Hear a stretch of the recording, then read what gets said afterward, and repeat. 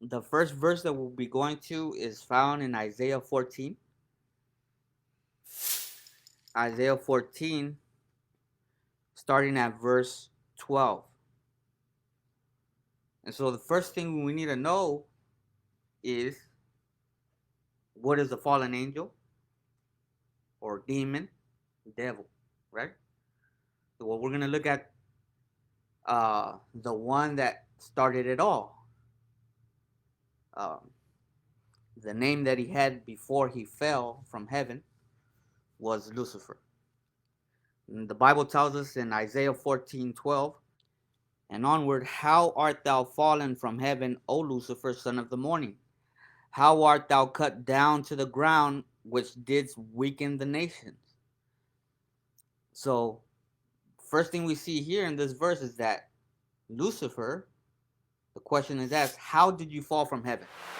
Now, the Bible gives us an answer. We'll look at that here soon. But he's a fallen angel, and Lucifer means light bearer. Okay, that means he bears light, or from him issues light, comes out of him. Okay, that's what Lucifer means. Son of the morning, how art thou cut down to the ground, which did weaken the nations? So, one of the things that Satan did, or Lucifer, was weaken the nations. And this is what we're going to look at. How did he do this? Okay, how did he do this? Verse 13, for thou hast said in thine heart, I will ascend into heaven, and I will exalt my throne above the stars of God, and I will sit also upon mount the mount of congregation in the sides of the north. And so what he's describing here, and this is something that he said where? In his heart, inside his mind. He didn't say it out of his mouth. He said this in his mind. We're able to do that. We could talk without having to say the words. And so the Bible says that this is something he said in his heart.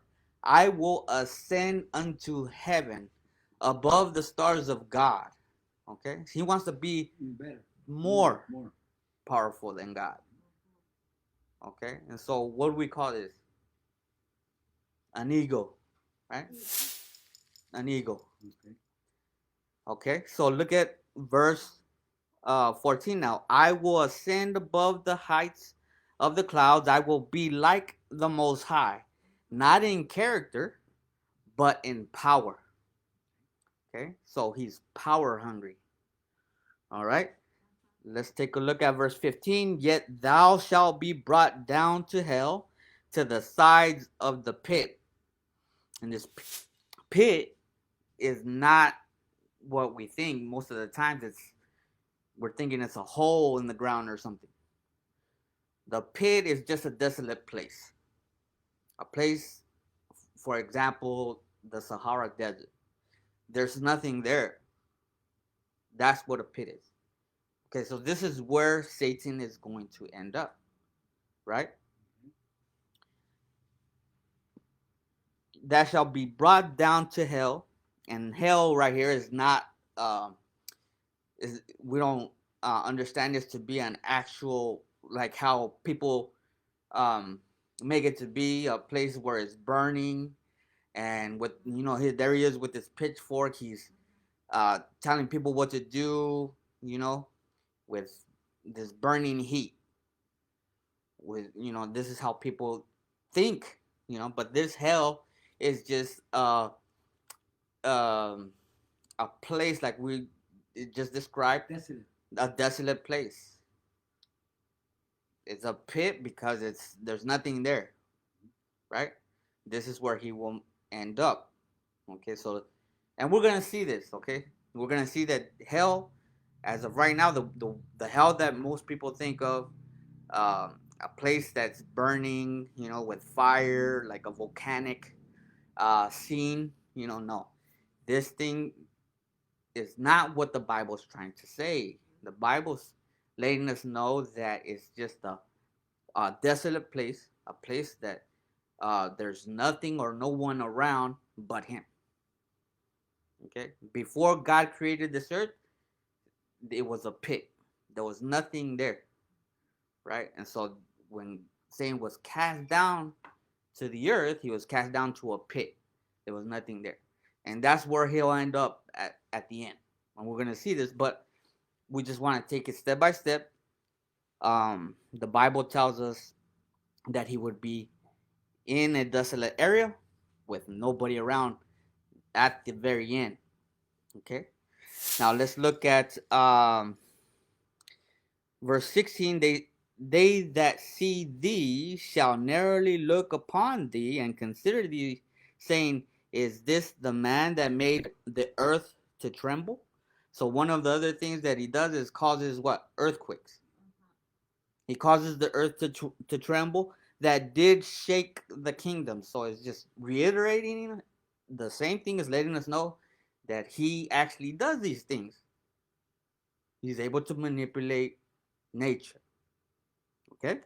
Let's take a look at verse 17. That made the world as a what? Wilderness. What's the wilderness? It's a desolate place. A place that has no life upon it. And destroyed the cities thereof, that opened not the house of his prisoners. So he made the world a wilderness and destroyed the cities thereof. Just he destroys. Okay. That opened not the house of his prisoners. So he is taking people into captivity. Now, how is he doing this? All right. How is he doing it? We know the first two, right?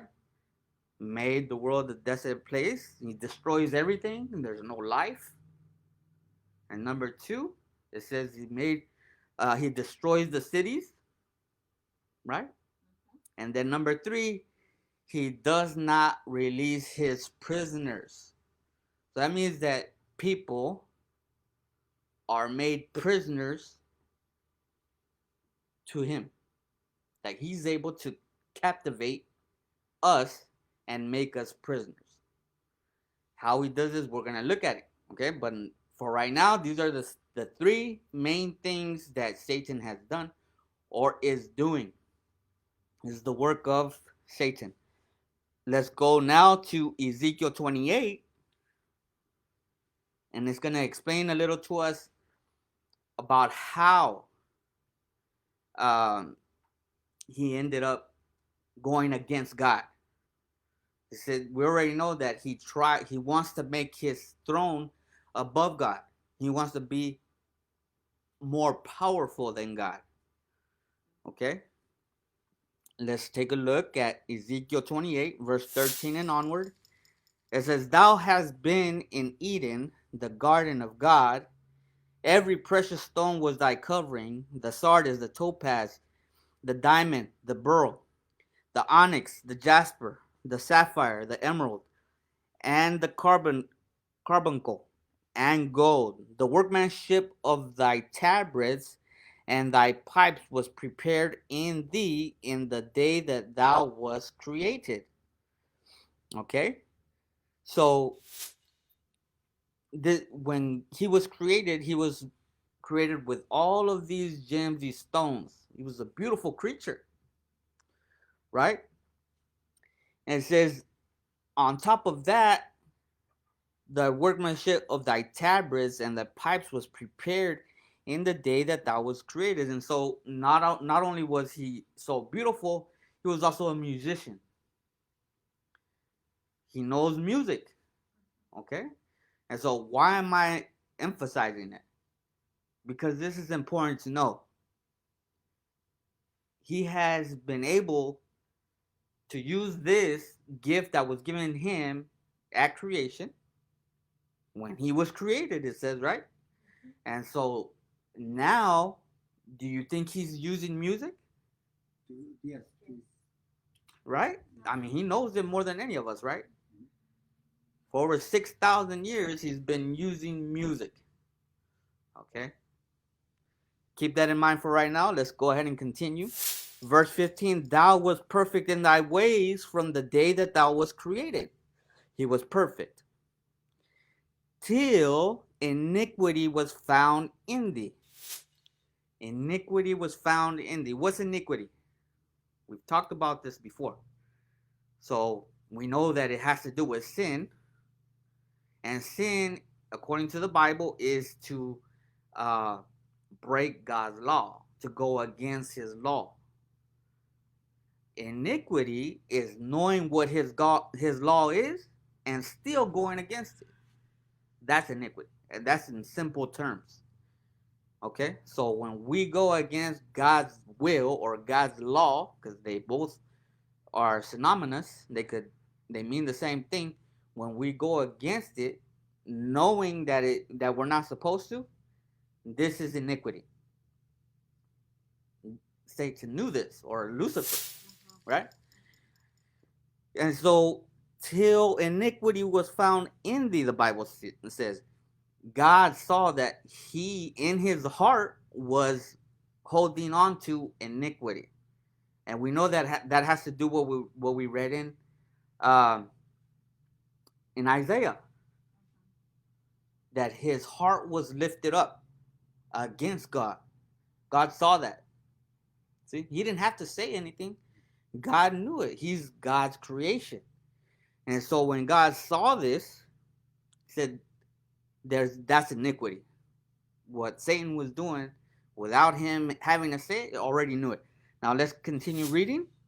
It says, by the multitude of thy merchandise, they have filled the midst of thee with violence, and thou hast sinned. Therefore I will cast thee as profane out of the mountain of God, and I will destroy thee, O covering cherub. Cherub is another word for angel. From the midst of the stones of fire. And so, just to get you an idea, I had planned to bring an illustration, or at least put it here. Uh, this is my first time doing a Facebook Live, and not even sure if this is actually working at this time. But the covering cherub, what he does, if you look at the model of the sanctuary is the house of God, where God would appear before his people in the most holy place. There were two angels uh, on the um, where his throne was. Okay, and so in between those two angels was God's presence. It's called the Shekinah glory. Okay, God's presence would appear before God's people in between those two angels. Well, he was one of those angels.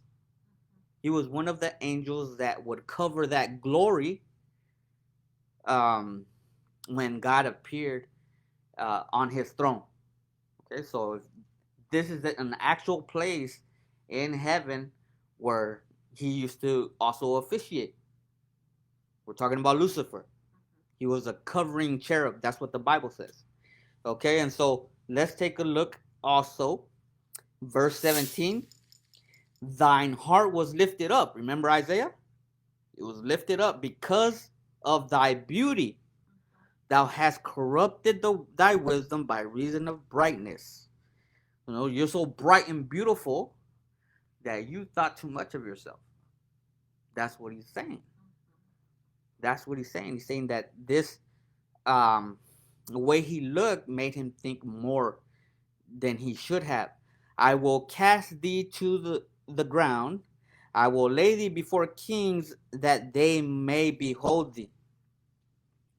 Verse 18, thou hast defiled thy sanctuary by the multitude of thy iniquities, by the iniquity of thy traffic. And then we saw in 16, the multitude of thy merchandise.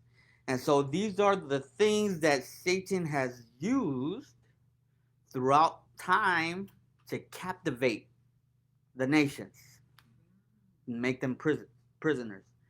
Different devices, different methods, different things that are present in this world all the way back all to Adam and Eve to today.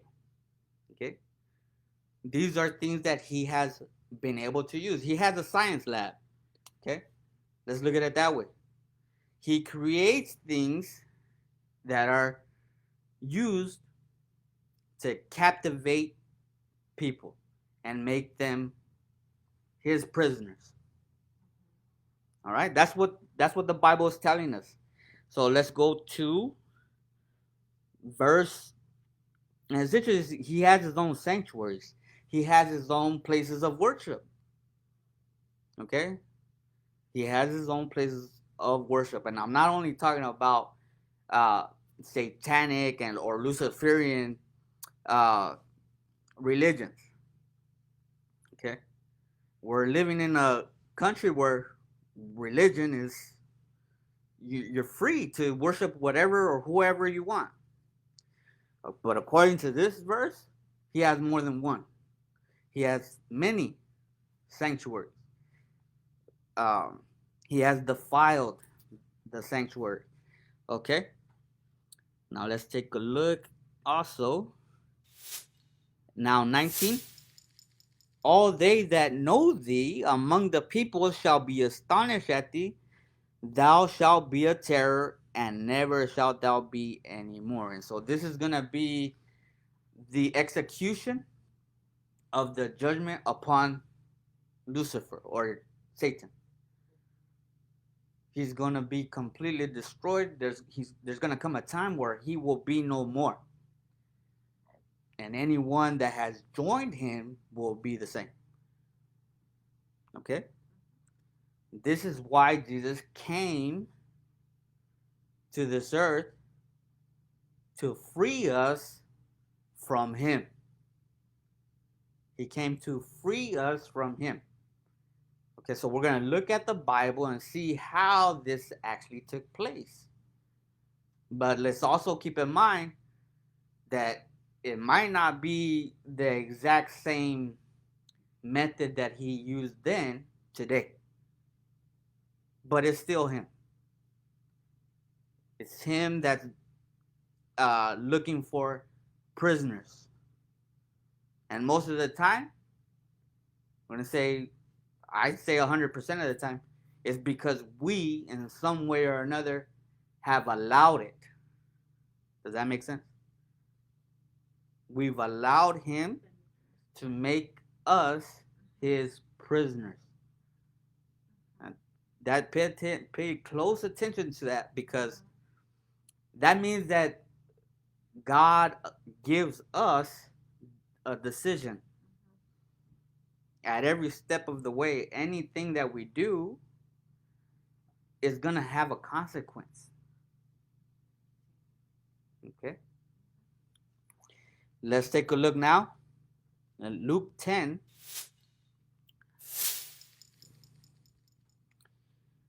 Luke 10,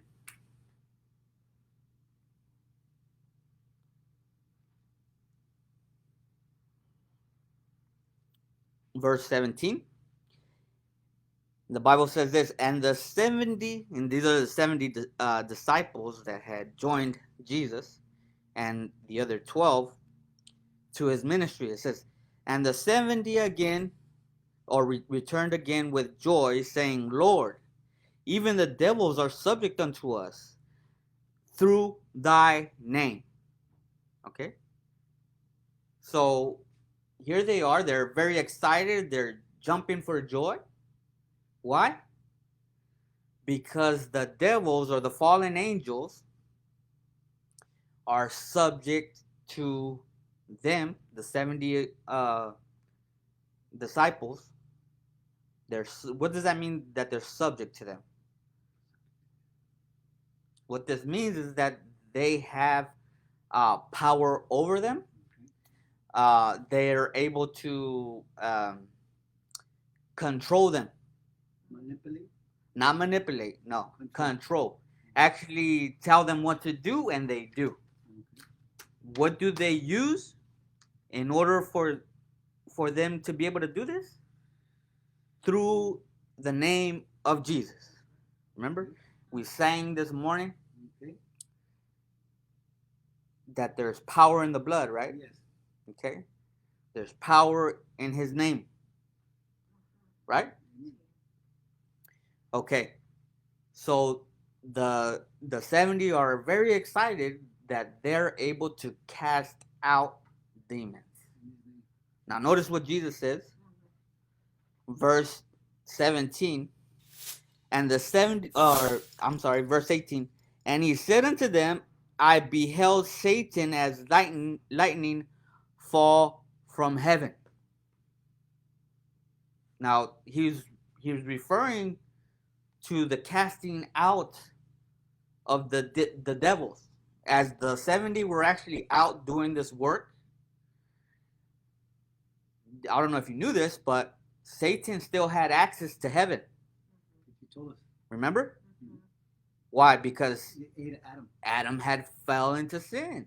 And so he was still able to go to heaven, right?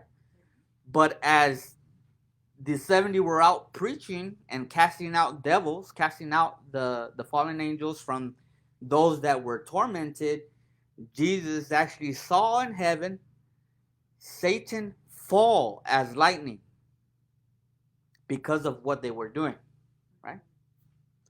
Okay, and so notice what he continues to say. Verse 19, behold, I give you power to tread upon serpents and scorpions and over the power of the enemy, that is Satan. And nothing shall be by any means hurt you. So they're actually able to go about walking anywhere and not get hurt by these dangerous animals.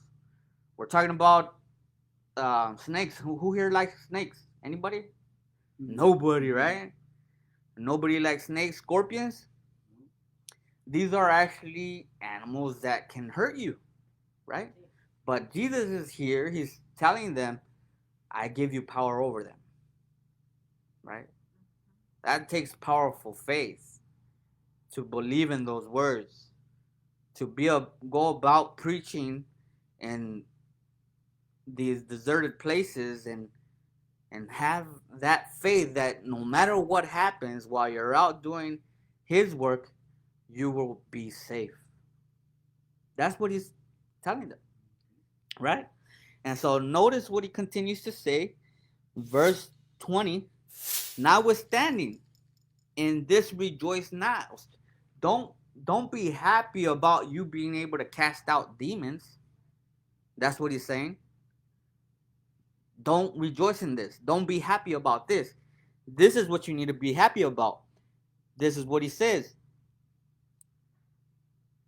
But rather, or better yet, rejoice because your names are written in heaven. Did you know that you can be happy today about your name being written in heaven?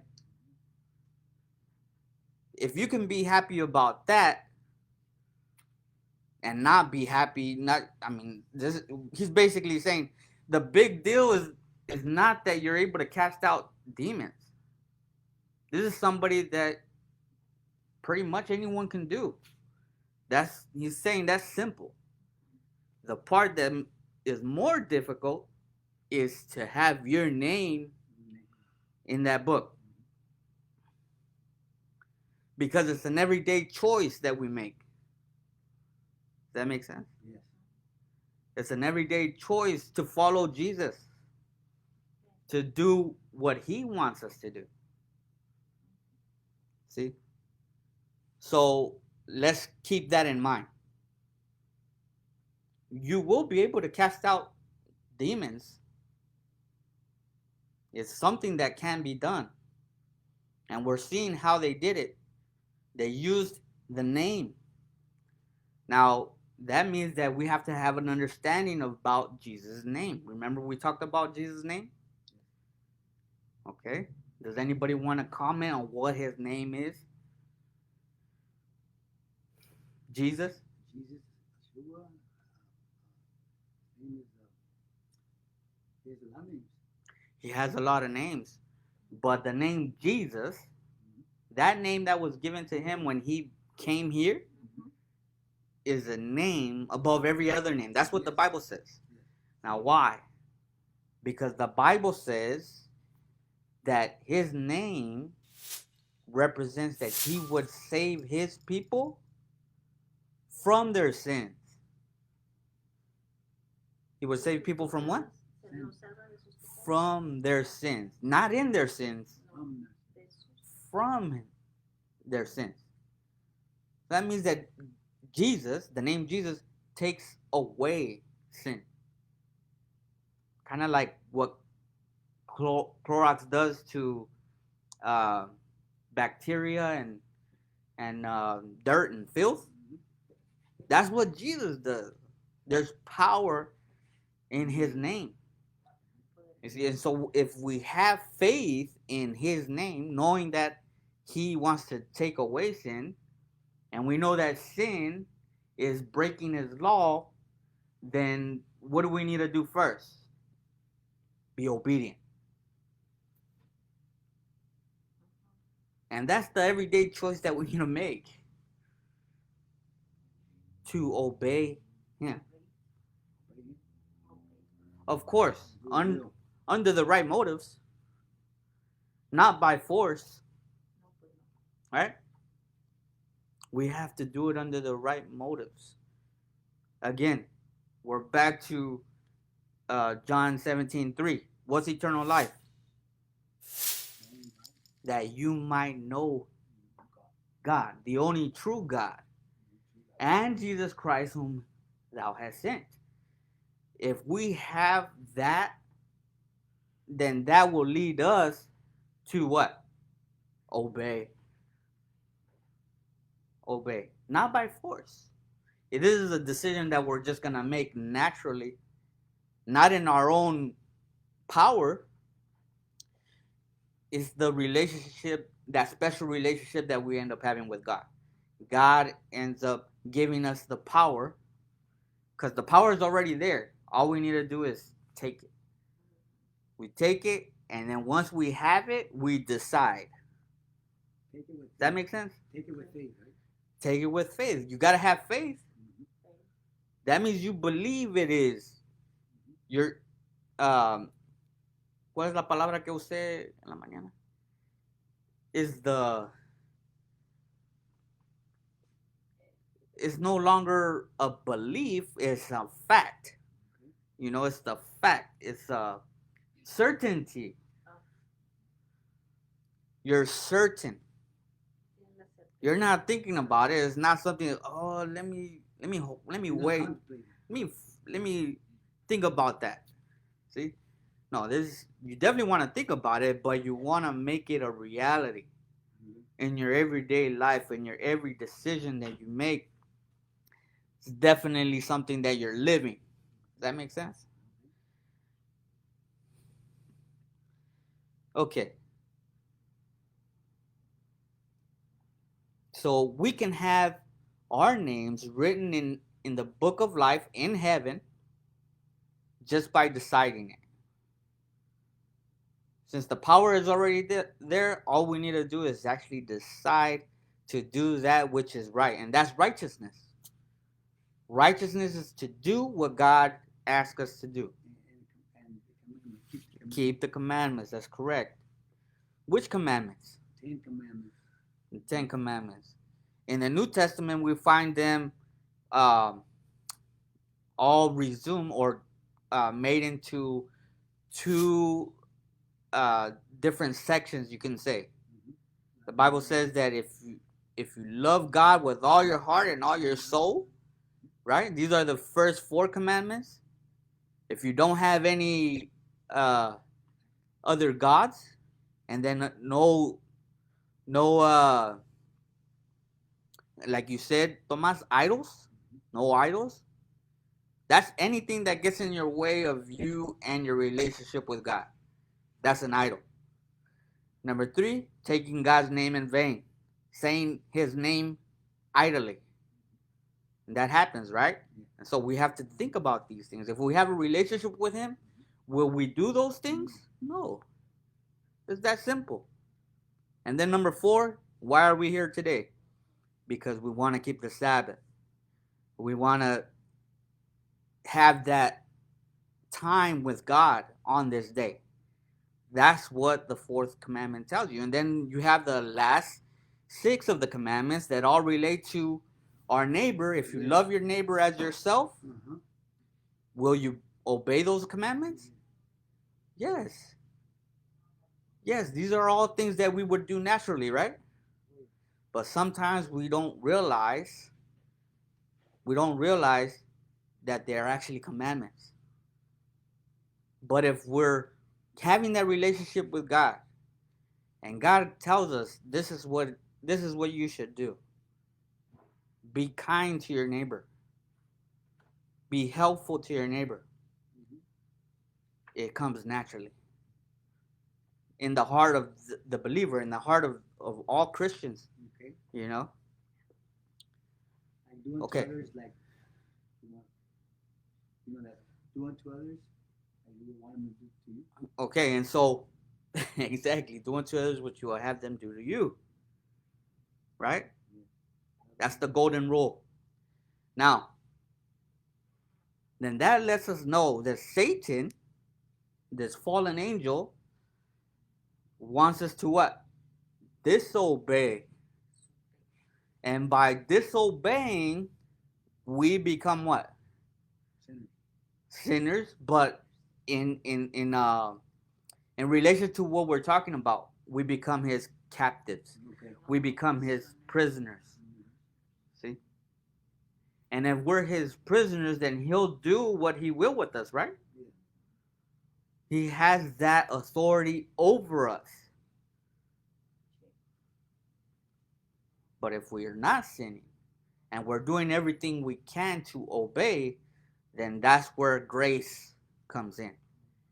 Grace is a gift unmerited, a gift that God gives you so that you can overcome in his name.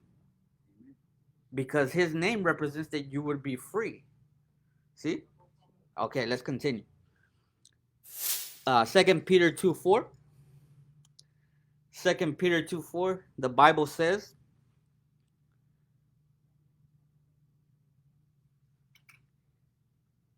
for if God spared not the angels that sinned, these are the angels that fell with Satan.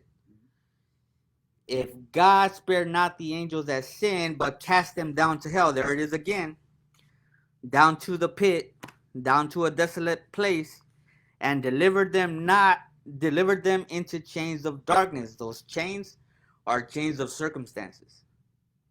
Chains where they won't be able to annoy, won't be able to molest or do anything to anyone because they're chained, right? But that doesn't mean they're actually physical chains. Does that make sense? They're just not able to do anything because there's no one there at the time to do it. If there were, they would, right? Okay, chains of darkness to be reserved unto judgment. Okay, so there's gonna come a time where Satan and the angels will be judged, but this judgment is the execution. Is where the part where they're going to receive their reward for the things they've done. So angels and humans alike are going through a judgment. They're going through a judgment. Just like us, one day, if we do not decide to do the right thing, and the right thing is to have that relationship with God, then we will come under the same judgment. But while we are against God, whose authority are we under? Satan.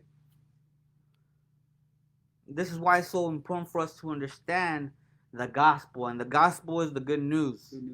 The good news that Jesus wants to free all of us from sin. That's the good news. And if he frees us from sin, then our names are written where? In heaven. And then you can rejoice. You can rejoice regardless of whatever Satan throws at you. And he's going to throw. Believe me. He's not going to give up until he's gone. He's going to fight all the way to the end. And why not you and me? Also fight all the way. The same effort that he's putting in is the same effort that we need to put in to be saved from him. Right? Okay, let's continue. Let's go to Revelation chapter 12. We've read these verses before. 7 and 8. The Bible says, and there was war in heaven. Michael and his angels fought against the dragon, and the dragon fought and his angels. And verse 8 says, and prevailed not, neither was their place found anymore in heaven. And so we see here there's a war in heaven. We know who Michael is. Michael is Jesus. He's the archangel. He's fighting against these other angels, these fallen angels, because there was no place found for them anymore. Where were they cast down? To the earth, the pit. This is before creation. And so they're cast to the pit. Verse 9. And the great dragon, or Satan, that old serpent, Genesis 3 lets us know who that old serpent is. That's Satan, called the devil, and it actually lets us know, and Satan, which deceiveth the whole world. He was cast out into the earth, and his angels were cast out with him. And so it's in line with all the verses that we've read so far, right? But there's something that I want to emphasize here. It says here that verse 9, he was cast out. Oh no, right before that, which deceiveth the whole world. He deceiveth who? The whole world. So that merchandise that we were talking about in Isaiah and Ezekiel, this is it. It's deception. They're packages that Satan himself invented to deceive. And last Sabbath, we talked about one of them. Remember? What happens when we die? We sleep. But Satan would have you think what? That you go to heaven.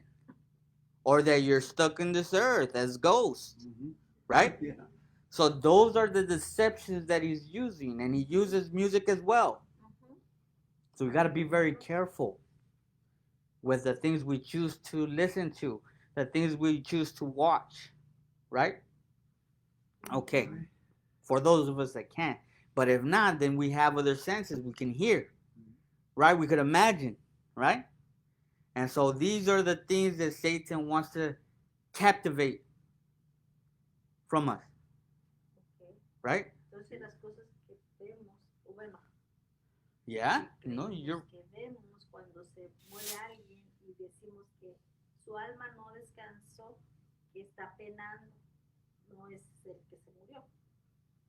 Exactamente. And so let me just repeat what she said in English.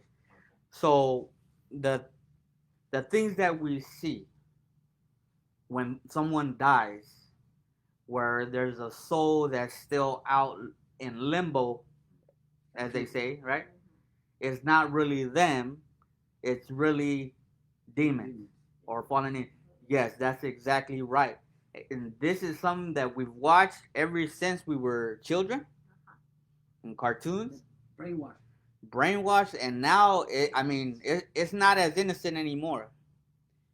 I mean, there's shows that talk about documentaries about how there's haunted houses, and they go and look at, and they look through frequencies and this and that. Turn it off, change it. That is all a package from Satan, because he wants people to believe what? That when you die, you don't really die.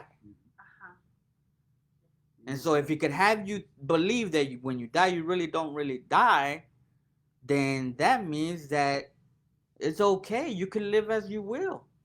You can do whatever you want and still have eternal life. See? It's a deception. And this is what the whole world, according to the Bible, the whole world is affected by it. Because this is what they believe. They actually believe this. And so we need to have those things in mind. We need to observe closely. Okay, give me a second. We need to observe closely the things that we hear, we see, we touch. Anything that has to do with our senses, smell, taste, all of these things, Satan uses them to deceive us. Okay? And I'll talk more about it, but I think Rocio has a comment. Go ahead. Sí. Entonces, cuando eso pasa, que creemos que estamos um, viendo cosas que se mueven, No o que son ciertos. oímos, no son ciertas, pero ¿qué podemos hacer en este? That's what we're gonna look at that. Okay. She's asking, what do we do in the case that we see things in our home that are moving on their own? What can we do about it? And that's what this whole study is about. Yes. But it's important that we go step by step, right? Yes. We want to look at exactly who Satan is, why he is who he is, and why he does what he does. Right? He's a defeated foe. You know what that is? Ya perdió la batalla. Oh. Entonces, en estos momentos, todo lo que quiere es llevar a otros con él. That's all he wants. He knows that he's not gonna win this. He was thrown out of heaven more than once already. And so this is gonna be the final one. He's not gonna exist anymore. And so will anybody that follows him. Anybody that believes in him and or that has his character wants to have that same personality. God is wanting to change us, convert us into his likeness. This was the original state that Adam and Eve had. And so he wants to take us back to that. How? By teaching us how to live like his son, to be like Jesus. Jesus. Oh, you're saying Jesus. Yeah. Jesus is that perfect example. And that's who we're going to be looking at now. Okay. From this point forward, it's just going to be story after story about how Jesus was able to cast out demons. We already saw that he actually gave this authority to his disciples. But now let's take a closer look at how. Let's take a closer look at how. We have two more verses to look at in Revelation. 12:10, and I heard a voice in heaven. I heard a loud voice saying in heaven. So take note, this is in heaven. Now is come salvation and strength and kingdom of our God, the power of his Christ. For the accuser of our brethren, these are the angels that were being accused by Satan, which accused them before our God day and night. Therefore, the accuser of our brethren is cast out. I don't know if I read that. So that's important. He was cast out. And so, therefore, verse 12, rejoice ye heavens and ye that dwell in them. Woe to the inhabitants or the inhabitants of the earth and the sea, for the devil is come down unto you and me, having great wrath, because he knoweth that he hath but a short time. And so here we are, 2023. He has come down with great wrath. He's going to deceive, he's going to destroy, he's going to do everything and anything he can to take his captives. As many people that he can. It doesn't matter the amount. That's what he wants to do. He wants to take us into his prison. And in his prison, we have nothing but lies. We have nothing but death, destruction, violence, all of these things that are not going to be in heaven. You see? And so if Satan is um, going to work today, he's going to work in every way that he can. Okay? All right. So let's continue. When he fell right here, when the angel said, now is come glory and honor to his Christ, this was when Jesus was crucified. He was cast down that second time. He was cast down first when God saw that he was uh, being prideful. When God saw that he had iniquity in him, God cast him out through Gabriel and the angels, right? Oh no, Michael. Michael and the angels. I'm sorry. Archangel. The second time was when Christ was crucified, because he took the place of Adam. All right, and we can study this on a different time. We're just right now we're just talking, and it's okay if anybody has questions about it. We can definitely look at it. The Bible gives us this this information, but because our study is so long, we're not able to fit in all of the all the different verses. It would take us to a different study every time, and that's what we're trying to. And we did have that study about 2 weeks ago. Right. Okay. So when Jesus was crucified, Satan was cast down for the second time. All right. Because Christ was able to take the place of Adam. Adam now has power over death. The Bible tells us that. We studied that last week, last Sabbath. Okay, so now let's take a look at this verse in Matthew chapter 4. Jesus heals those possessed with devils. Matthew chapter 4, verse 23. And Jesus went about Galilee, teaching in their synagogues and preaching the gospel of the kingdom, and healing all manner of sickness and all manner of disease among the people. So all sicknesses, anyone that you can think of, Jesus was going to those churches. That's what the synagogues are. He was going to the churches looking for people to help, looking for people to heal. But notice which ones of these sicknesses are mentioned. Verse 24.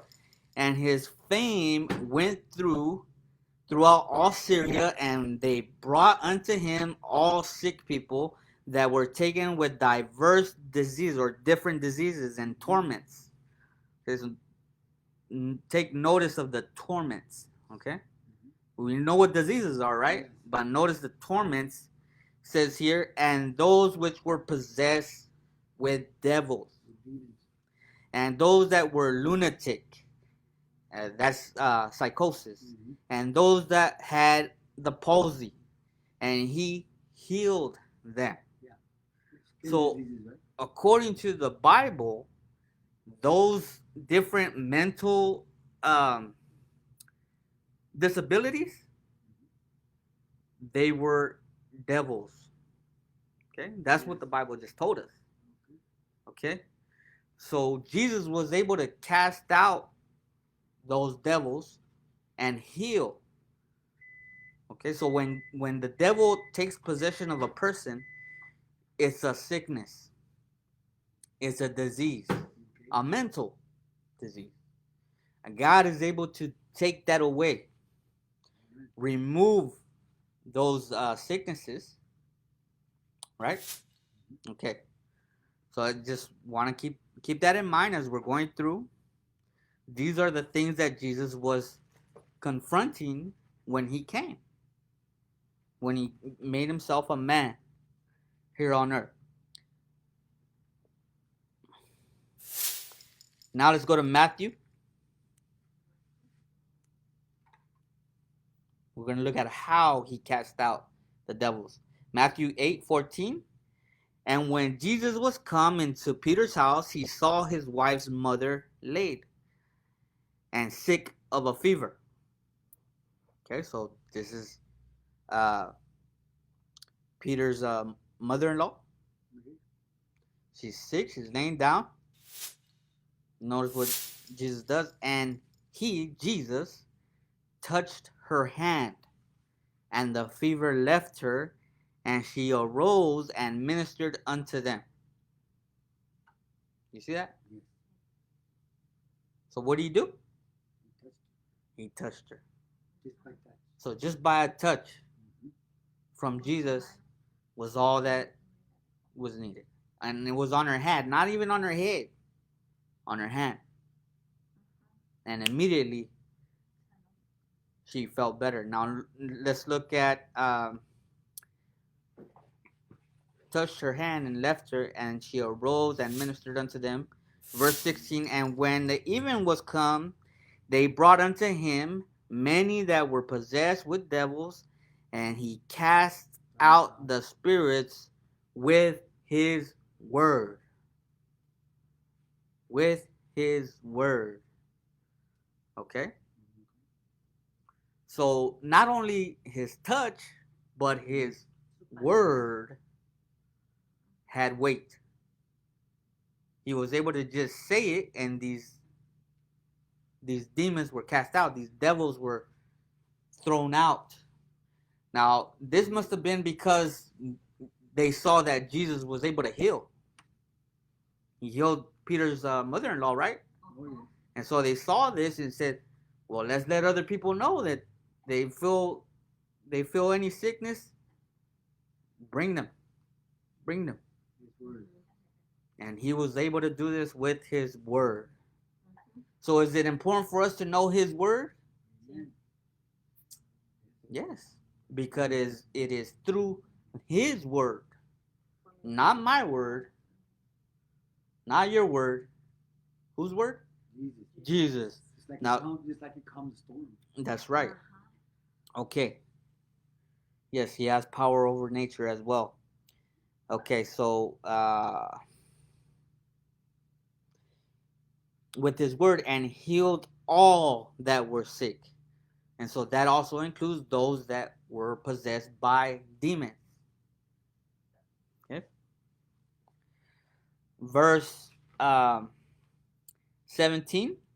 We're still in chapter 8 of Matthew. That it might be fulfilled that which was spoken by Isaiah the prophet, saying, himself took the infirmities and bare our sicknesses. Okay, so Jesus is actually fulfilling that prophecy in Isaiah 53:4, where he bore our griefs, um, that can also be translated as our infirmities, and then he carried our sorrows. We did esteem him stricken, smitten of God, and afflicted for us. And so, as he was doing this, he was actually doing what was already written about him. Let's take a look now. Matthew chapter 8, verse 28. 28.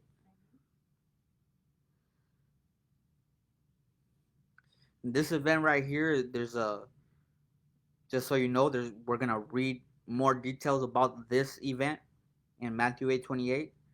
I believe it's going to be found in Luke, but there's actually two different uh, perspectives, okay?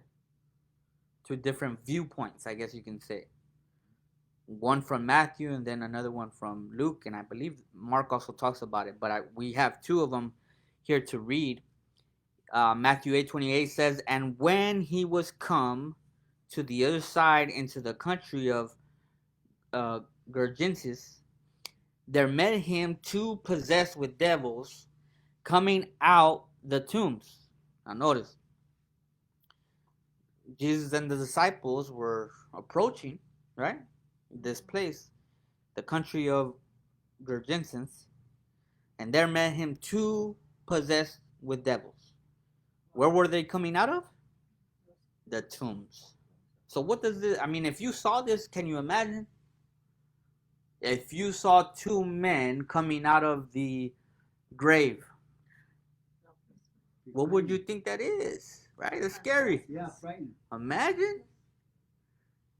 And so, what do you believe the disciples did?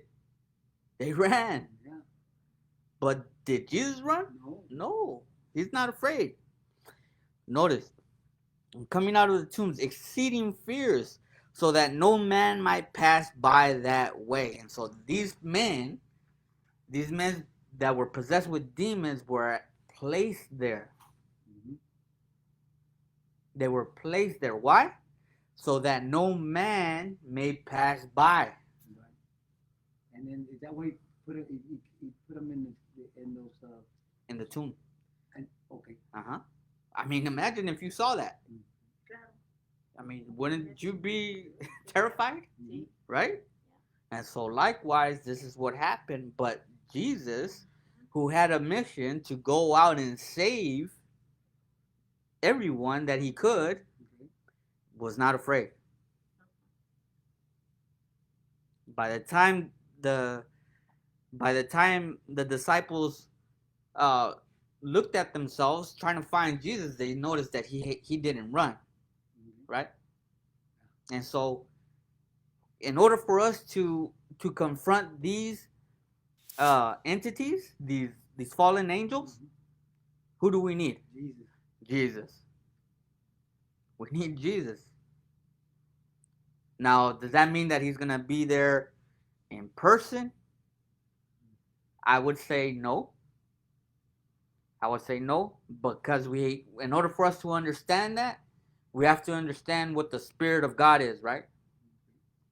And there's many different beliefs on that, and perhaps we'll have to study that out in order for us to get a good understanding of what is being said. Because we talk about Jesus being with us, and he says that he will be with us, but he's here with us through an agency, and that agency is called the Holy Spirit. And also we know that that agency that is being referred to as the Holy Spirit has to do with his angels. And so just keep in mind, the easiest way to think about it is that there was a war in heaven. Michael, or Jesus, and his angels, Satan or Lucifer and his angels. There's a war, and they're fighting, right? In heaven. Jesus is able to cast those angels down with his angels. Now they're here. So that war that was in heaven is where now? Here on earth. Here on earth. Jesus defeated him in heaven. And we could defeat him here. So he's defeating him here when he came to this earth. Yes. Right? And through him we can also. Through him. Mm-hmm. Through him. Right? And so we're gonna see it here in a bit, but it was through the Holy Spirit or through his angels. Because the angels were also involved. We're talking about God's angels. God's angels are more powerful than Satan's angels. And we're going to see how these demons, how they react to the presence of Jesus and his angels. That's what we're looking at here. We're looking at a battle between Satan and his angels and Christ and his angels. That's what we're actually looking at between all of these verses. Satan had caused all of these diseases. Satan had caused the people to be possessed by devils. That's also a mental disease, right? Mm-hmm. And Jesus is the one that takes it away, because his name represents to take away sin. And so if we allow Jesus to take away our sin, we're actually asking also for a mind that's healthy. We're actually asking for healthy bodies because Satan works the opposite, right? If Satan wants you to be full of disease and an unstable, unhealthy mind, there's a reason for that, right? What does that eventually do to you? Weaken you to death. But Jesus is here to reverse. He wants you to be healthy. He wants to heal you. He wants you to have a healthy mind, a sober mind, right? He's showing us how to do it, right? He's showing us already. We already know that it's through His Word, and if He touches you, then right, then you're also healed. But the main one that we have is His Word, the Bible. And through faith. What? Faith cometh by hearing, and hearing of the Word of God. The more you hear it, the more you study it, the more you contemplate it, the more you meditate it, the more faith you have. And faith, we already mentioned it before, is the certainty of what God can do for you. Certainty is not something that you're doubting at all. So that means that it's actually something that God is doing in your life as you have a relationship with Him. It's an experience that you have with God. Notice. Okay, so the question that she just asked is, why is it that we, even though what I understood, not even study, I heard read. So study is different. Okay, the Bible says, "Study to show thyself approved unto God." Okay, the study that we know that is found in the Bible is the investigation. It's more than just reading. It's more than just looking at what the Bible says. It's understanding it, and that's why we studied the rules first, right? So we're able to study. Otherwise, without those rules, we don't have a guide, right? We don't have a guide, and so the angels can now guide us into the proper understanding of how to know and understand the Bible. Without that guide, we're kind of like a boat without a compass. Like you're in a boat and you don't have any way to know where you're headed. See? But now that we have the rules, we have a compass. We know how to get from point A to point B. See? And so, yes, you can read the Bible, front and back, but that doesn't secure your salvation. That'd be similar to what the 70 disciples were doing. They were able to cast out devils through the name of Jesus, but not really having the experience of a relationship with Jesus. See, it's two different things, and that's why He said, "You did the right thing by casting out devils." But that's not where you should rejoice. You rejoice by your name. You rejoice by having your name in heaven, because that is your security to be with Him. That's getting to know Him. That's getting to know Him. That's having a relationship with Him. It's a step further than just reading what the Bible says. Because we could read the Bible just like any other book.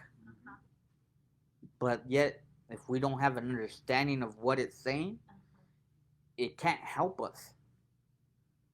Does that make sense? Okay. We're on Matthew 28. and we saw that uh, these demon possessed men were coming out of the tombs. The Bible says that they were there to stop people from coming in to the city. Okay. So I believe they were placed there. Yes, and so the disciples ran. Jesus stood there and he took care of that situation. He took care of that situation. Now notice what it continues to say. Verse 29, and behold, they cried out, saying, what have we to do with thee, Jesus, Son of God, thou Son of God? Mm-hmm. Art thou come hither to torment us before the time? Mm-hmm. And so remember we were talking about that judgment, Right. the execution that the angels and Satan are going to receive. Mm-hmm.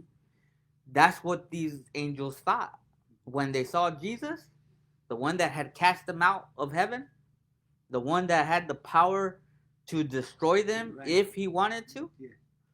They thought that their days were ending. Mm-hmm. They thought that it was the end for them, Yes. right? So And so notice what it says. I remember what happened there. It says, so they realized that this was the Son of God. They knew who he was, and they thought that he was coming to destroy them Mm-hmm. before the time. So they even know that there's gonna come a time that there's not gonna be, Right. they're not gonna live anymore. Right. They know that. Verse 30, and there was a good way off from them a herd of many swine. Yeah. And they were feeding, they were eating right there. And then verse 31, so the devils besought him, Jesus, saying, if thou cast us out, suffer us go away into the herd of swine. Notice that the devils, the fallen angels, are asking for permission, Mm-hmm. right? Yes. So who has more control over them Jesus. than even Satan? Jesus. Jesus. They had to ask for permission, Mm-hmm. right? Yes. So what does that say about us? We can do the same. We can cast them out as well, but Yeah. that means that we must put the name. give permission. Okay. If we're being tormented, Mm-hmm. that means that we also give them permission, right? Oh, okay. Does that make sense? Does that make sense? If I'm being tormented by fallen angels, so we could, it more than likely I gave them permission, or you not even more than likely. It's 100% fact that I gave them permission. Mm-hmm. So we don't have to do that. Do not give them permission. Right. Because if you do not give them permission, they cannot do anything. Mm-hmm. Right? In other words, don't believe in those. But, okay, so now let's talk about what about if we don't know, right? We didn't know. Okay.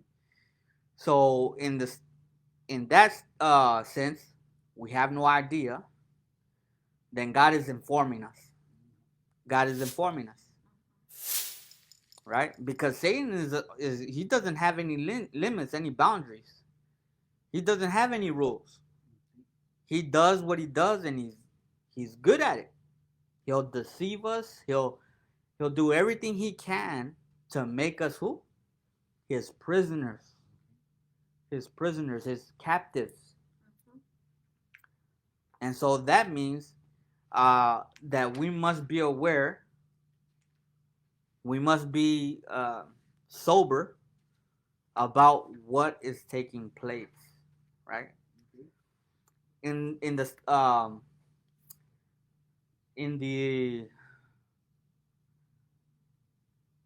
because we're also gonna get into it here. Maybe I should wait. Maybe that's why it's not coming to me. But I'll just wait and talk about for those that have experiences with these demons in another way, because this is actually that was something that was going on. This is real. It really happened with those that were in Jesus' day, right? Yeah. But today there's a whole nother situation where he's not um, as you wanna. He's not doing the same exact thing. He's not inside of human beings or doing these other things where it causes sickness, right? We're also talking about the people that have seen, like Rocio mentioned, heard things going on in their home, right? So this isn't necessarily, because I did something. No. But what is it really doing? It's making you think that there's dead people in your house. Yeah. And if that's the case, then Satan is working out his deception. He's working out his deception, right? But we're here to know how to get them out. The Bible is clear. The Word of God, that's one, right? And if Jesus is able to touch, then he's, now, how does he touch us today? Let's keep reading. Let's keep reading. I think the Bible will let us know how this happens today. Okay, because if it was important then, it's important today, right? Let's see what the Bible says. Let's go to. We're on verse 32.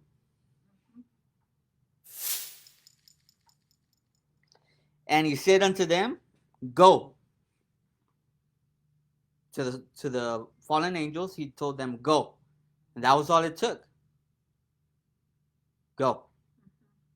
And when they were come out, they went into the herd of swine, and behold, the whole herd of swine ran violently down a steep place into the sea, and perished in the waters. And they that kept them fled. Verse 33. And went their way into the city. To let them know what was going on. And told everything that had befallen to the possessed of the devils. And behold, the whole city came out to meet Jesus. And when they saw him, they besought him that he would depart out of the coast. So, what's happening here? Jesus was kicked out from this place because of what he had done. Now, why? Yeah, because the Pharisees, they were jealous. They wanted to be, looked upon like, and when Jesus, they were jealous of her. The only thing about that, Tomas, is that there possibly Pharisees there. Yeah. But this was the whole city. We're talking about people I got you. that probably are not all religious. Oh, okay. But maybe they weren't Pharisees. Maybe there was, maybe there wasn't. But the whole city came out and said, "You need to go to Jesus." Now, Jesus respected their decision, but I don't think that was the best decision. Right? They asked for him to go. Why would they do such a thing if he did a miracle like that? Because they were raising pigs. Oh. They were raised. This was a business that was affected. I got you now. Does that make sense now? I There was a business. Now, why did Jesus, allow that to happen to the swine? I mean, they're innocent, right? Yeah. But are they healthy? No. What were they being used for? Right? Okay. They were being used for food. And the Bible says that the swine. I've never seen it like that. That's true. Swine is an unclean animal, and they should not be used for food. The swine is to be used to clean. That's why it's called swine. Pig. In Spanish, cochino. Right? Why would you eat something that's filthy, right? Yeah. Now, some of us are eating this. Yeah. Now, what did we mention? We did mention that Satan uses these things, right? For what? To make us captive, to make us his prisoners. So if we're ingesting things that are not too healthy for us, right? Drinking, whatever it may be, right?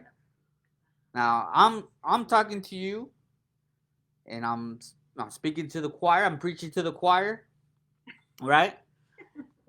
I was delivered from addiction, from drugs. Now let's just use that for an example. What did that do to my mind? Did I have a healthy mind? No. No. Was Satan able to use that to his advantage? Yes, he was able to use that to his advantage. Right? But there came a time when I was sober enough, thank God for Elohim, because I believe that's what led me to having a sober enough mind, a clear enough mind to make a decision. The right decision. And the right decision was to, I'm done. I'm done. So before that, you can say, I was being tormented by a demon. I was possessed by a demon. See? I think we all have. And we all have. And so in one way or another, God is leading us through his word to get rid of the demon. But it all comes down to this. Make a decision. Correct. Right? Okay. Let's continue. Now these people they kicked Jesus out because that business was done.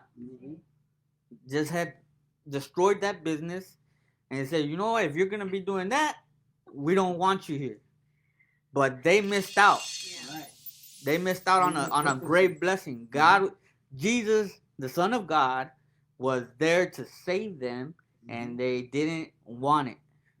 Didn't realize it. They didn't want it. Now that's a decision they made. In the judgment, when they resurrect, they do not have anything to justify what they did. See? Now I'm not saying they're all lost. I don't know that. But just from that decision alone was enough to let me know that they rather have that food than to have Jesus. And these are the choices that we make every day. You see? Now let's go to Matthew 10:7. 7? Matthew Uh-huh. 7. 10:7.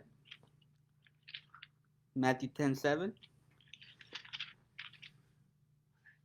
And the Bible says, and as ye go, this is Jesus talking to his disciples, as ye go, preach, saying, the kingdom of heaven is at hand. Verse 8, heal the sick, cleanse the lepers, raise the dead, cast out devils.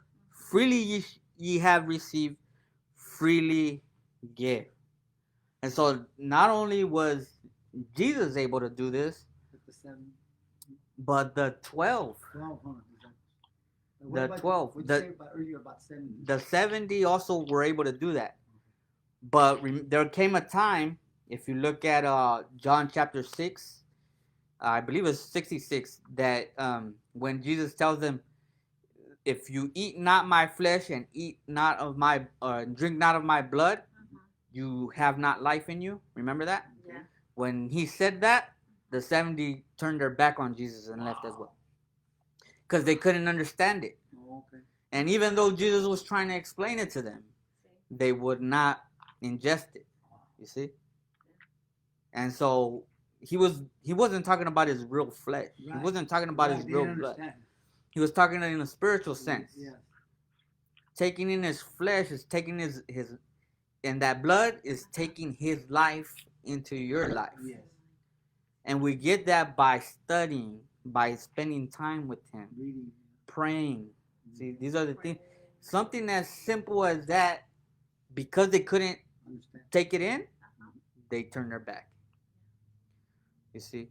And sometimes that things as simple as that may happen in our lives, but a decision is made. And Jesus even asked the 12, "Will you leave us with them?" And what did Peter respond? "Master, you're the only one that has the words of life. Where else shall we go?" And that's the way we need to see it in our experience with God. Jesus gives us the words. He gives us the instructions for uh, everything that we might meet in this life, because he realizes that Satan is going to continue to do his work. And we're talking about a being that doesn't sleep, right? He doesn't take any time to rest. He's active all the time, and that's why when you turn on the news, there's nothing but bad in there. People getting shot in schools, people dying in a train crash, or uh, planes falling from the sky. All of these things are under his power as well. And so we have to realize what's actually going on. When we see these things taking place, who is behind it? It's Satan. Too many times we want to blame God, but even though God uh, has a say, he does allow, but most of the time it's a decision that's being made by man that these things happen, whether it was by mistake or whatever. But Satan gets the upper hand because he is the one that kills, destroys, and lies, all of these things. And so he's able to influence men. That's what we call demon possession. You see? And so Jesus is showing us that if we have that relationship with him, we're able to cast out demons. He gives us the power to get these things out of our lives. Okay, so let's continue. Uh, this is, if you want to be a follower of Christ, you have the power to do it in the name of Jesus. Notice Matthew 12. Matthew 12, verse 22. Notice that a lot of these verses, they're right next to each other. You don't have to look too far. Then was brought unto him one possessed with the devil, blind and dumb, and healed. Oh, I'm sorry. Blind and dumb, and he healed him, insomuch that the blind and dumb both spake and saw. And so not only was this man possessed with a devil, with a fallen angel, but he was also blind and dumb, which means that he couldn't hear. Okay. So when Jesus healed him, not only was the demon cast out, but also he was able to see and he was able to hear. Okay, and that's what the Bible, the verse continues to say. Verse 23, and all the people were amazed and said, is not this the son of David? Verse 24, but when the Pharisees heard it, they said, this fellow doth not cast out devils, but by Beelzebub, or the prince of darkness, the prince of the devils. Verse 25, and Jesus knew their thoughts. They didn't even have to say it. Jesus, because he's the Son of God, he's able to read their thoughts, said unto them, every kingdom divided against itself is brought to desolation or destruction. Every city or house divided against itself shall not stand. Now notice what it continues to say. And if Satan cast out Satan, he is divided against himself. How shall then his kingdom stand? And if I by Beelzebub cast out devils, by whom do your children cast them out? Therefore they shall be your judges. In other words, the disciples of the Pharisees were also doing the same thing. Yeah. See? And so for them to judge Jesus with that the thought of him being able to use Satan to cast out Satan, well then if that's your thought about me, then who do your children or who do your disciples Who you follow? yeah, exactly. So it was either they were going to accept that God was able to do it through him, or they have to believe that and he left them their own disciples were also. And the way he said it, he made him think like, oh hey, you know, that's on you. You know, you don't realize what's going on. That's on you. Notice this quote by Albert Barnes. Albert Barnes was an old Protestant who also gave some very powerful commentaries about these Bible verses. It says, Christ was not satisfied by showing them the transic absurdity of their arguments, speaking of the Pharisees. He showed them that it might as well be applied to them as to him. Your disciples, taught by you and encouraged by you, pretend to cast out devils. If your argument be true that a man who casts out devils must be in a league with the devil, then your disciples have made covenant with him also. You must therefore either give up this argument or admit that the working of miracles is proof of the assistance of God. And so, does that make sense? The argument that they were using against Jesus made no sense because they were doing the same thing. So, and even worse for them because they actually did make a league with Satan. Because they were rejecting the Son of God. See? Okay. Let's go to Matthew 7. Matthew 7 says, many will say to me in that day, speaking in the day of judgment, the day that we stand before God. It says, many will say unto me in that day, and they don't even have to say it out loud. God knows our hearts. Okay, so it says, many will say unto me, many being a whole lot of people, will say unto me in that day, Lord, Lord, have we not prophesied in thy name, and in thy name have cast out devils, and in thy name done many wonderful works? What does he respond? And then I will profess unto them, I never knew you. Depart from me, you worker, or ye that work iniquity. And again, iniquity is a sin that you know is wrong. Something that you know is wrong. And you keep doing it. But yet, these people were Christians because they did it in whose name? In Jesus' name. And yet they had the power to do those miracles. They had the power to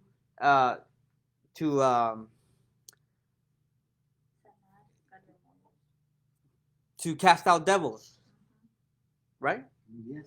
Okay, so that means that this is not that much of evidence to say that God is with you.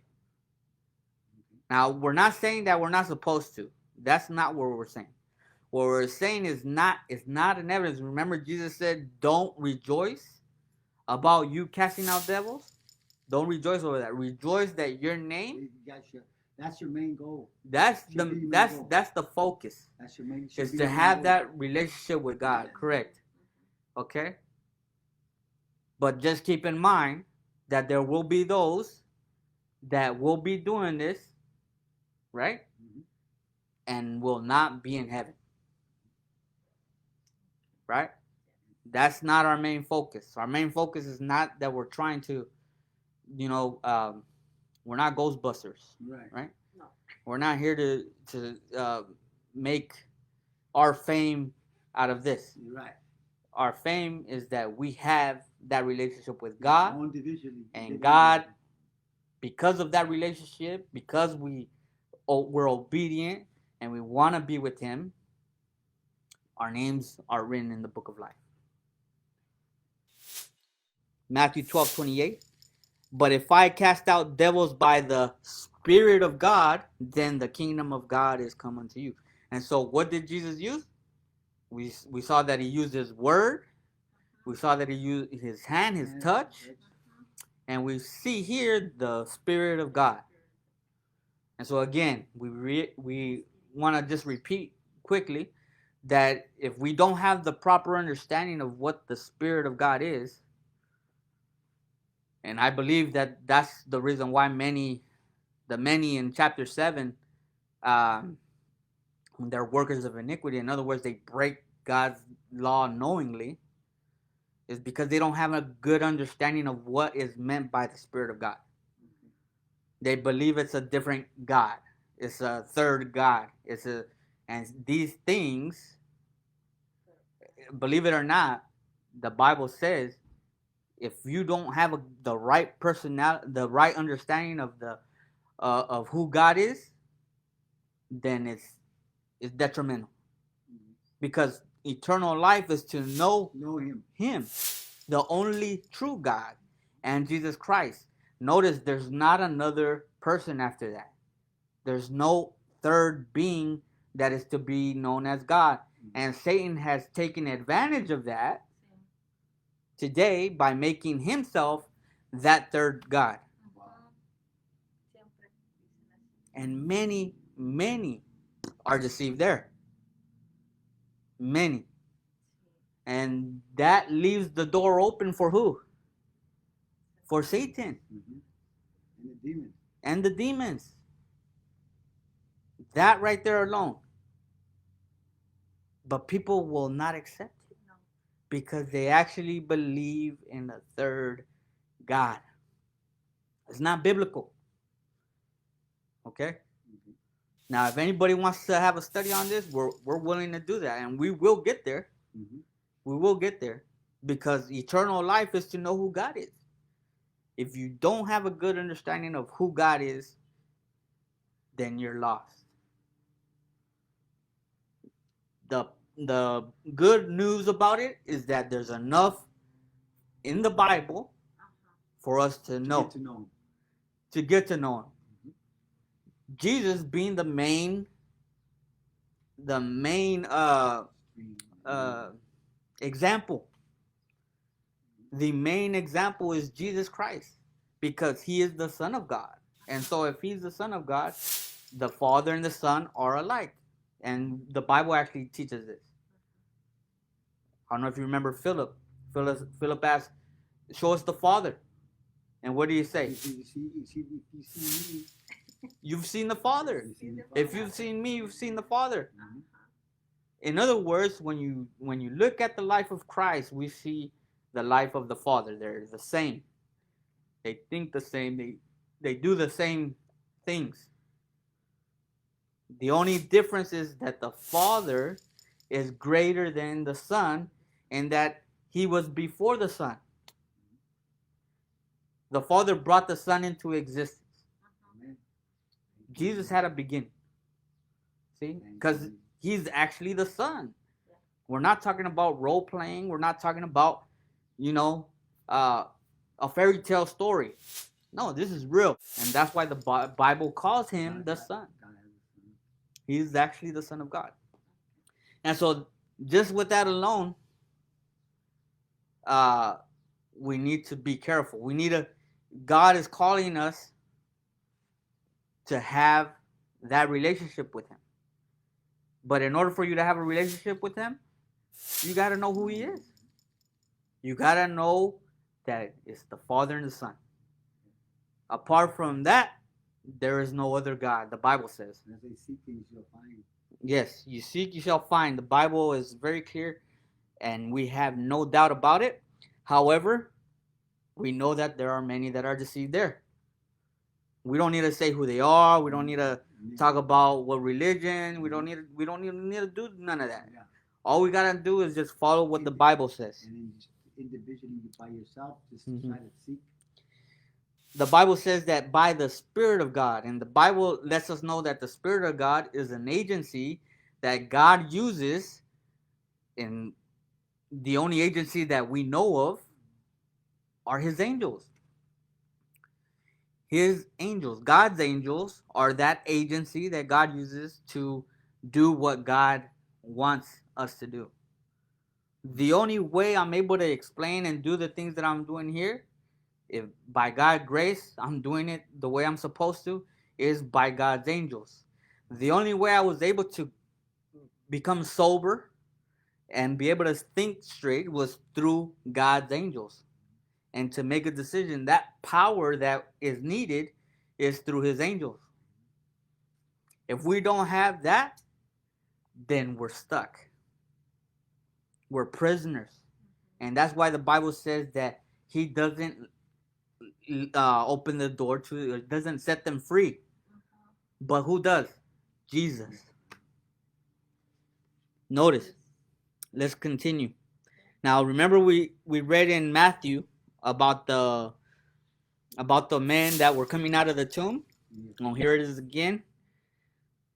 In Luke chapter 8, verse 26 and onward. And they arrived at the country of the Gadarenes, which is over against Galilee. And when they went forth to the land, speaking of Jesus and his disciples, there met him out of the city a certain man which had devils. This is just one of the men that were there, uh, possessed by demons. And what notice his condition, and wear no clothes, neither abode in any house, because he was in the tomb. Remember? Okay. But in the tomb. The Bible actually says that. Verse 28, when he saw Jesus, he cried out and fell down before him, and with a loud voice said, what have I do with thee, Jesus, thou Son of God Most High? I beseech thee, torment me not. So remember, every time he confronts them, they believe that Satan is actually, or that Jesus is going to destroy them. This is what they're saying. Verse 29, and for he had commanded the unclean spirit to come out of the man, for oftentimes it had caught him, and he had kept bound with chains and fetters, and he brake the bands, and he was driven to the of the devil into the wilderness. And so oftentimes it says that they put chains on him to try to tie him up. He was able to break those things. And so these men were driven off into this part of the land where there was nobody, none but a cemetery. And they ended up living in those graves. Now notice, Luke 8:30. And Jesus asked him, saying, what is thy name?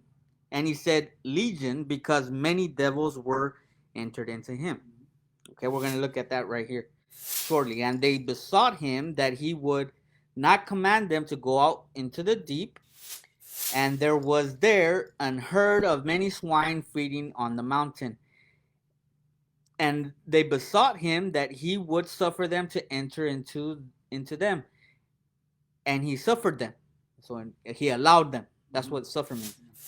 He went, then went the devils out of the man and entered into the swine, and the herd ran violently down into the deep place, into the lake, and were choked, or they drowned. Okay, when they that fed, or those, what would we call them? Shepherds. They that fed them saw that what was done, they fled and went and told it to the city and the country. That's the same. We're talking about the same. It's the same one, different perspective. Okay. Yeah. Then they went out to see what was done, and came to Jesus and found the man. Okay. So instead of saying praise the Lord, what did they do? Yeah. They turned around, did like you said, they told them to leave. Yeah. Out of whom the devils were departed, sitting at the feet of Jesus, clothed in his right mind. See, there's some more detail now. Yeah. What Matthew said was that he was possessed of demons, but it didn't give us that extra detail that he was not in his right mind. This is what the Bible says. The Bible tells us that after the demons were cast out of him, that he was now in his right mind. Did he follow Jesus after that? He wanted to. He wanted to.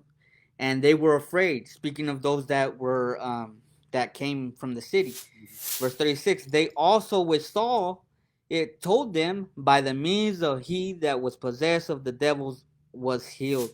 Then the whole multitude of the country of the Gadarenes round about besought him to depart from them, for they were taken with great fear. And he went up into the ship and returned back again. Okay, now let's take a look at this verse or quote. The fact that men have been possessed with demons is clearly stated in the New Testament. The persons thus afflicted were not merely suffering with disease from natural causes. Christ had perfect understanding of that which he was dealing, and he recognized the direct presence and agency. See, these fallen angels, these demons, they're also an agency, okay, Wow. of evil spirits, a striking example of their number, power, and malignity, and also of the power of the mercy of Christ is given in the scripture uh, account of the healing of the demoniacs of Gadara. Those wretched maniacs, spurning all restraint, uh, writhing, foaming, raging, were filling the air with their cries, doing violence to themselves and endangering all who should approach them. Their bleeding and disfigured bodies and distracted minds presented a spectacle well pleasing to the Prince of Darkness. One of the demons controlling the sufferers declared, "My name is Legion, for we are many." That's Mark 5:9. In the Roman army, Legion is considered one of the a legion consisted of from 3 to 5,000 men. So just imagine 3 to 5,000 men. That's a legion. Within this man, It was all in. it's all of that. Man. Okay. Satan's hosts also are marshaled in companies, and the single company to which these demons belong numbered no less than a legion. At the command of Jesus, the evil spirits departed from their victims, leaving them calmly sitting at the Savior's feet, subdued, intelligent, and gentle. But the demons were permitted to sweep a herd of swine into the sea, and to the dwellers of Gadara, the loss of this outweighed their blessing, which Christ had bestowed, and the divine healer was entreated to depart. This was the result which Satan designed to secure. By casting the blame on their loss upon Jesus, he aroused the selfish fears of the people and prevented them from listening to his words. So this was Satan. God did something good through Jesus by healing, by helping, and Satan took advantage of the loss. Yes. And who was right now? You had that was describing that right now was something. Oh, this is a great controversy. I know, but you said it like three different people was. Oh, the first one was you're talking about who were the authors? We have Matthew. That's the one we looked at earlier, and then Mark. Mm-hmm. Okay, so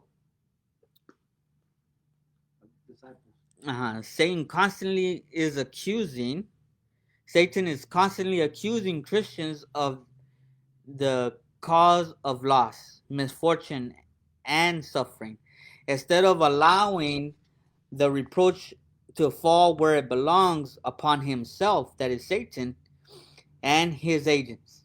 Okay, so God has his agency. We know that to be the Holy Spirit. And Satan has his agency, which is the demons, fallen angels, devils. Okay? So both of them are at work all of the time. The fact that we're still here alive today is because angels are taking care of us. We all have a guardian angel. All of us. Is that door open? Yeah, it is. Because you can smell a cigarette. I don't smell it. You do? Huh? Oh, wow. Yeah? Yeah. I must have a stuffy nose. No, Okay. it's okay. No, you're good. Okay, so let's go to Mark. Mark gives us another account of a different situation. Mark 1:23, and there was in their synagogue, this is in the church, a man with an unclean spirit, that's a devil, and he cried out when he saw Jesus, saying, "Let us alone, let us alone," right? Because there's more than one angel, more than one demon, I should say. Yeah. Let us alone. What have we to do with thee, thou Jesus of Nazareth? Art thou come to destroy us? Again, remember? Yeah. They're always thinking that he's gonna Yeah. destroy them. I know thee, who thou art, the Holy One of God.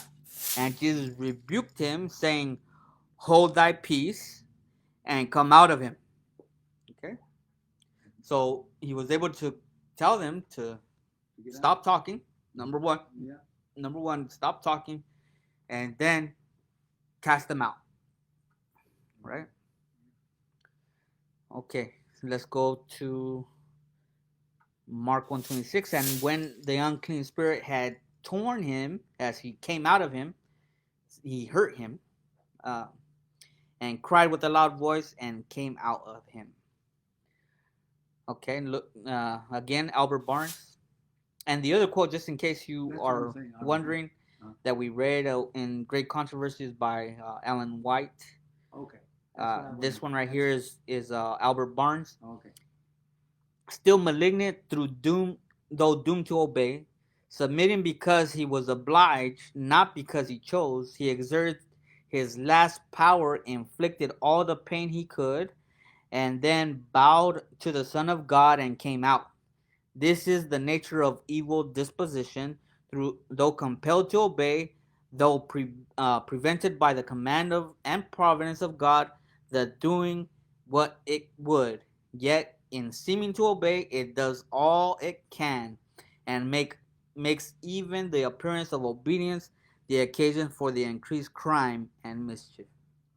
Does that make sense? Yeah, I just kind of. So, even though he was obliged or forced to obey, Still want to do some damage. he wanted to do some damage. And this is and this is true of how Satan works all of the time. All the time. Even though he is forced to do, he has to do make things worse for the individual that he's tormenting, that is. Okay? Verse 27, back to Mark chapter 1. And they were all amazed, in so much that they questioned among themselves, saying, What thing is this? What new doctrine is this? A teaching. For with authority commandeth he even the unclean spirits, and they do obey him. Okay?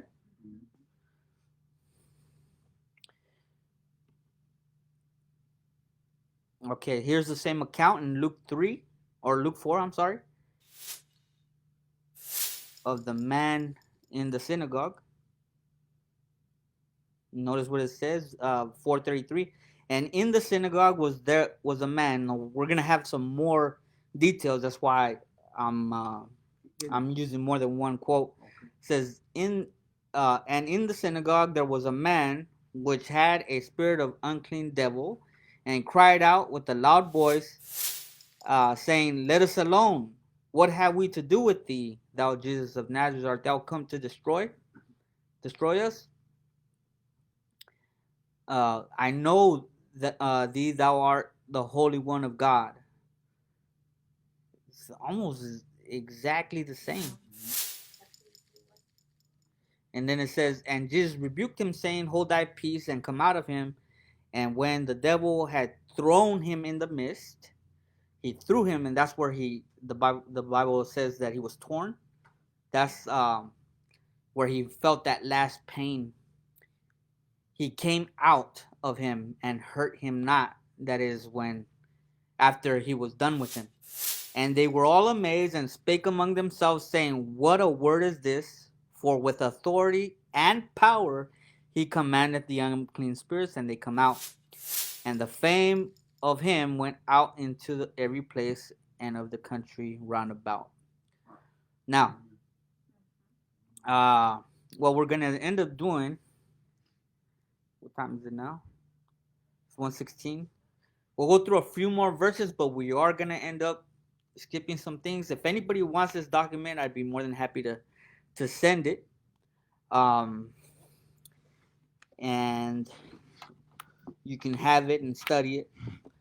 But we're just going to go through some things here. Let's go to Acts. I believe this is a really good example that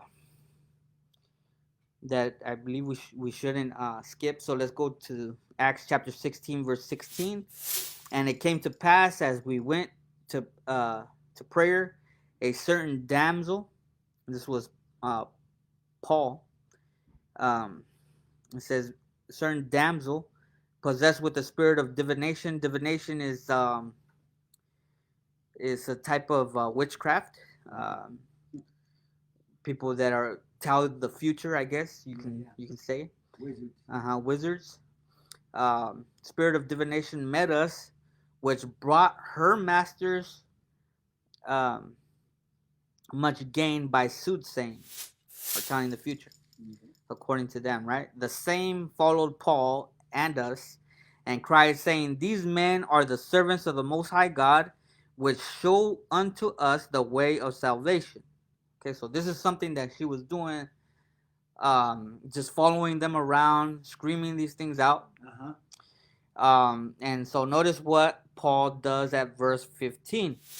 And this did she many days. But Paul, being grieved, turned and said to the spirit, I command thee in the name of Jesus to come out of her. And he came out of the same hour. Okay, so this is Paul. Paul was able to do the same as Jesus. He was able to do the same as Jesus, right? He was able to cast that demon out. Right? Yes. Okay. All right, let's see. Let's look at one right here in Matthew 17, where the disciples are having issues casting out the demon. Because this is also going to let us know, if we ever have any issues, casting out demons, God gives us the power to do it. And so therefore, if we have any issues, let's take a look at this account in Matthew chapter 17. And when they were come to the multitude, there came to him a certain man, kneeling down at him, that is at Jesus, saying, Lord, have mercy on my son, for he is a lunatic and sore vexed. For he is lunatic and sore vexed. For oftentimes he falleth into the fire, and oft into the water.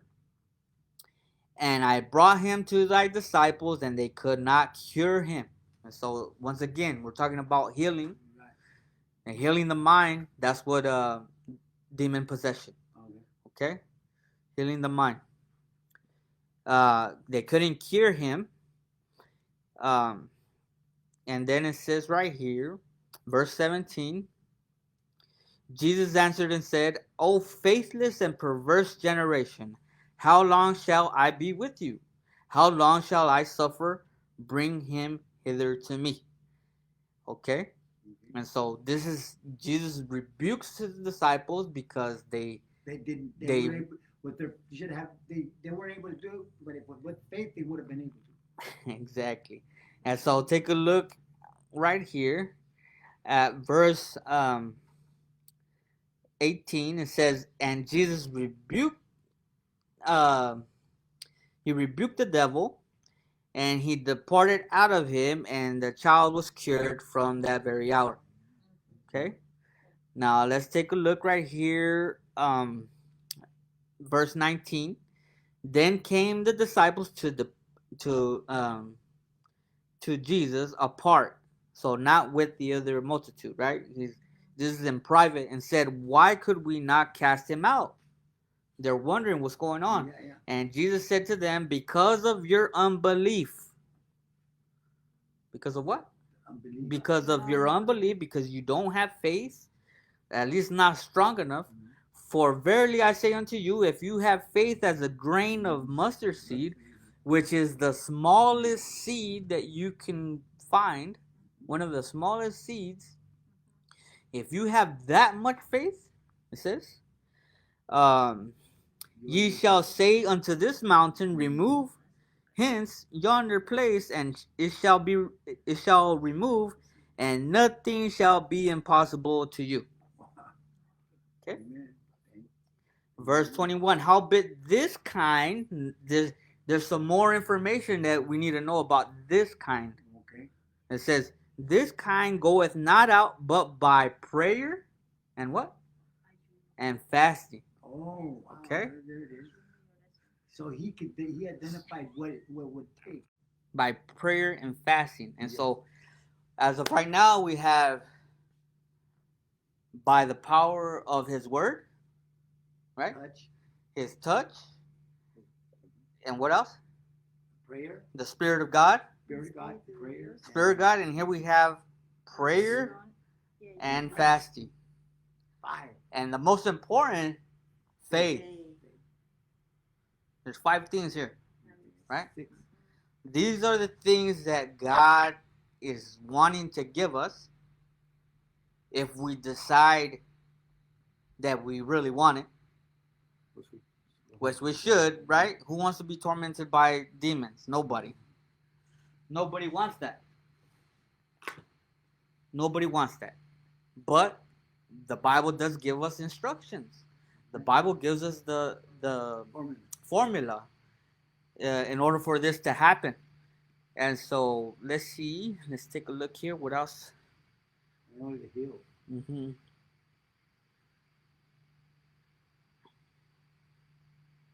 Okay, so here's an occasion in let's see. Let's go to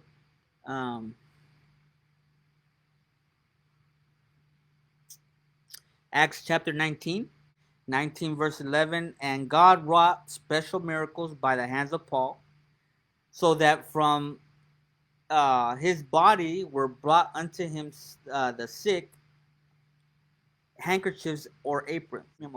So first and foremost, we see from the body of Paul were brought to the sick. The sick people that were sick were being brought to the body of Paul, and just with the handkerchief, you know what a handkerchief is? Yeah. Those paños, Okay. that we use to when we're sweating and stuff like that. But My bad. on this occasion, that's all that was needed Wow. to heal the sick, Just like that touch. just by them touching the handkerchief. Wow. Remember, there was that woman that was woman that touched his, that touched the border of the garment of Jesus, and she was healed. It's Yeah. kind of similar. Yeah. And it says, and the diseases departed from them, and evil spirits went out of them as well. And so just with that handkerchief that Paul had. Now notice verse 13. Then certain of the vagabond Jews, exorcists. Now, if you've ever heard of exorcism, here's a good example of exorcism. It's in the Bible, but according to what we see, the results aren't good ones. Okay, Jesus didn't perform exorcism. No. Just so everybody knows that. He didn't. He just, with his word, he just. All he said was go or get out, and that was it. Okay, he didn't take incense and candles and or any ornaments of any kind with him. All he did was say the command, and that's all it took. Okay, and that's what he told the disciples to do. But here we have exorcists. Notice what happens. Go with me. Who's doing the exorcism? It says right here it was the vagabond Jews. Okay. These were exorcists took upon them to call over, which had evil spirits in the name of the Lord Jesus. Okay, saying, "We adjure you by Jesus whom Paul preacheth." So they didn't preach, right? Mm-hmm. So if they didn't preach it, it means that they didn't live it. Okay. Does that make sense? Yes. This wasn't something that they had experienced. Okay. They didn't have that relationship with God. All right. Right? Okay, so notice who Paul preacheth. Verse 14, and there were 7 sons of one, Siva, a Jew. Okay, now it's telling us who these people are. And the chief of the priests, that's one of the leaders of the church, which did so. Okay, and the evil spirit answered and said, Jesus I know, and Paul I know, but who are ye? He didn't the spirits, right? Because when they saw Jesus or when they saw Paul, They were acknowledged. they acknowledged who they were and they left. Yeah. Right? Here they're saying, I don't know you. Mm-hmm. And notice what happens. Notice what happens. Who are you? And the man in whom the evil spirit was leaped on them and overcame them. That means they fought with them and prevailed against them, so that they fled out of the house naked and wounded. Okay? So this is an example of what not to do. Okay. Wow. You see what I'm saying? Wow. This is an example of what not to do. Wow. You have to have faith. We just talked about the 5 things.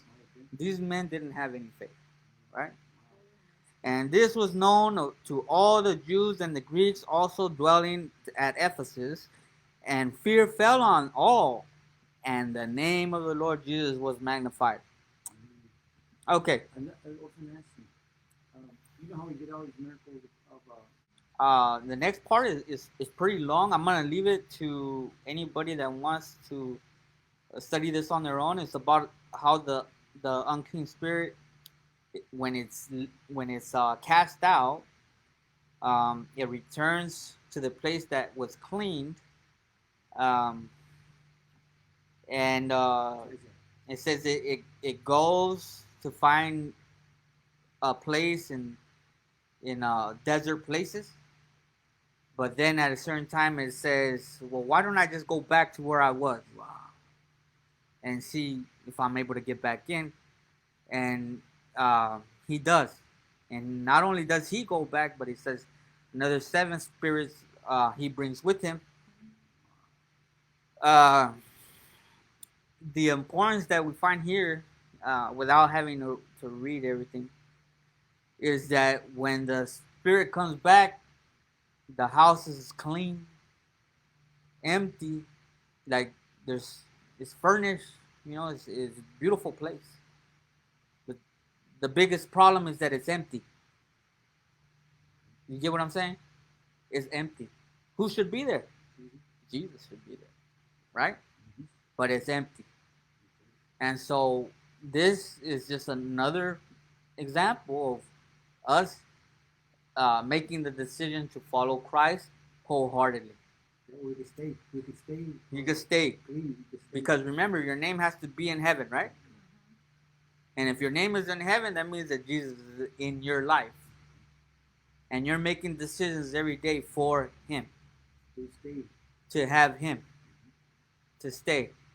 Not just for a little while, all the time. Right? Okay. So we're going to go ahead and go past that. Let's go ahead and go to the parts that I believe are the situation at hand. The situation at hand. Let's go to the quote right here. It was written in 1848. 1848. We're talking about this writing by Ellen G. White. Um, it was during this time that this. Was her husband. That was James was her husband, right? And Alan was when we talking about it, say it again? Okay, this incident that we're gonna read about happened in 1848. Okay, this is when um, the first time it was ever mentioned. Um, you could say in history. Oh, One of the first times. I don't know of any other time because this is the first time that I ran into it in this book.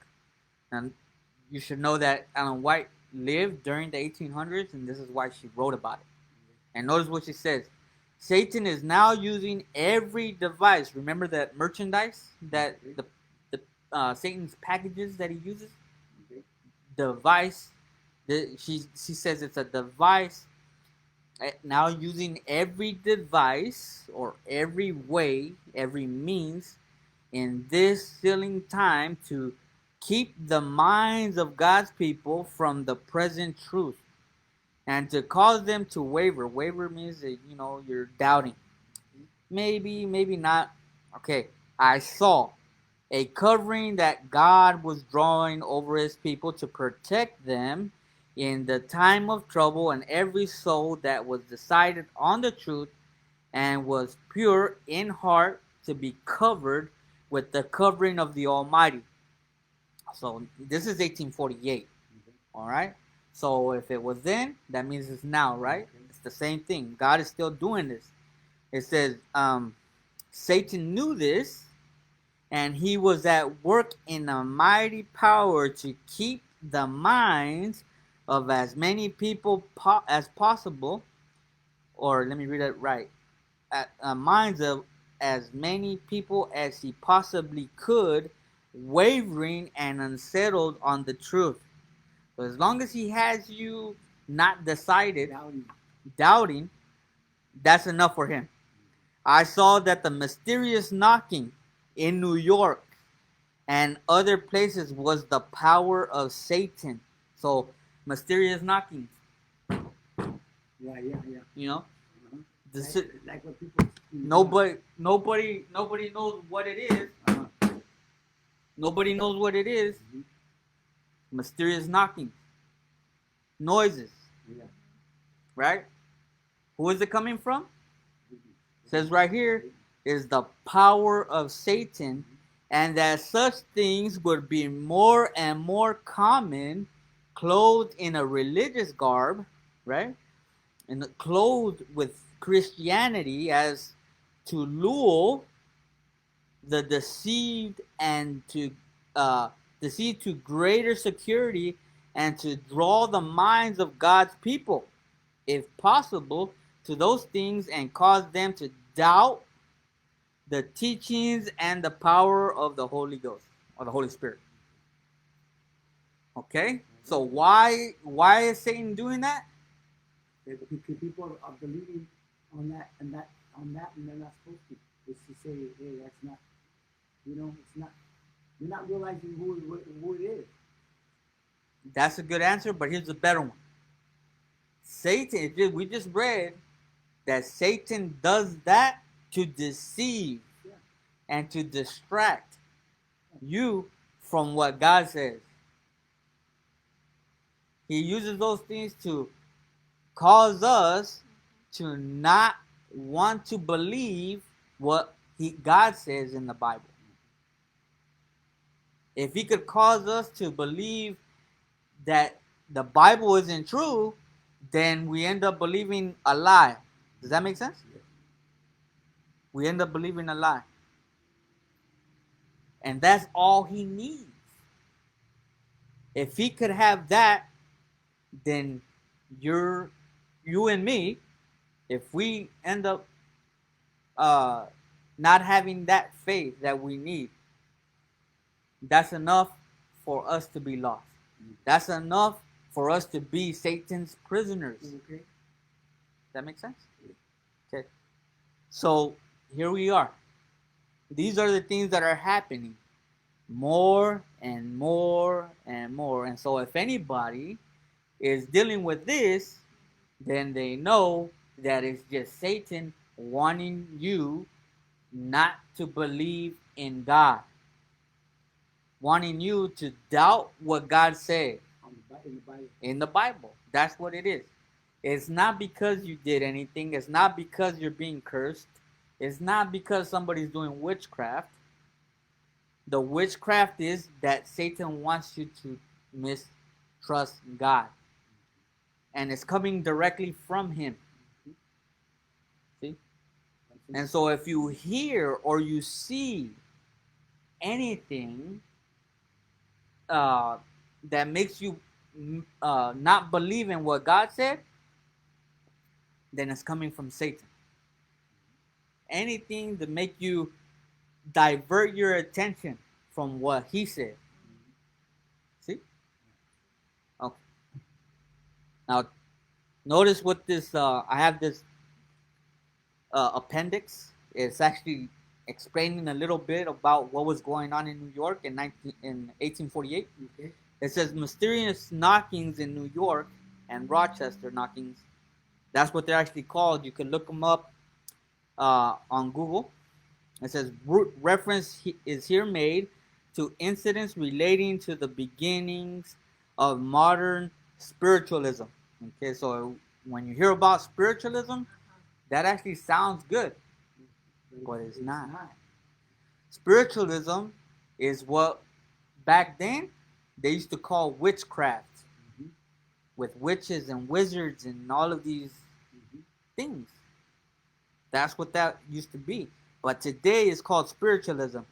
In 1848, mysterious rappings, noises, were heard in the home of the Fox family in Hydesville, a community about 35 miles east of the city of Rochester, New York. At a time when there was various conjectures as to the cause of the rappings. Ellen White announced on the authority of the vision given her that they were a manifestation of spiritualism, that is that this phenomenon, a phenomenon is something that can't be explained, would develop rapidly, and in the name of religion would gain the popularity and deceive multitudes, developing into Satan's last day masterpiece of deception. And so this right here is the masterpiece of deception. If he could have you believe that the dead don't really die, and the dead are there haunting you, knocking at your doors and your cabinets and anything around you, and this is something that I know that I have experienced in my own life, and to me it didn't scare me, it didn't do anything but make me know that I know they're there. That's all. Yeah. You see? Yeah. I know they're there, and that's all. Yeah. You're not gonna do anything to me. Okay, well, then that's about it. Yeah. But they want me to believe that the dead aren't really dead. Mm-hmm. If you could have me believe that, then I'm lost. Right. Does that make sense? Yeah.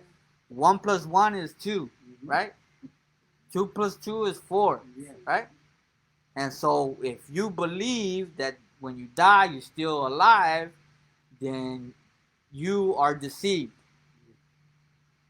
And Satan deceived you, and now you need to undeceive that. You need to undo that deception. How?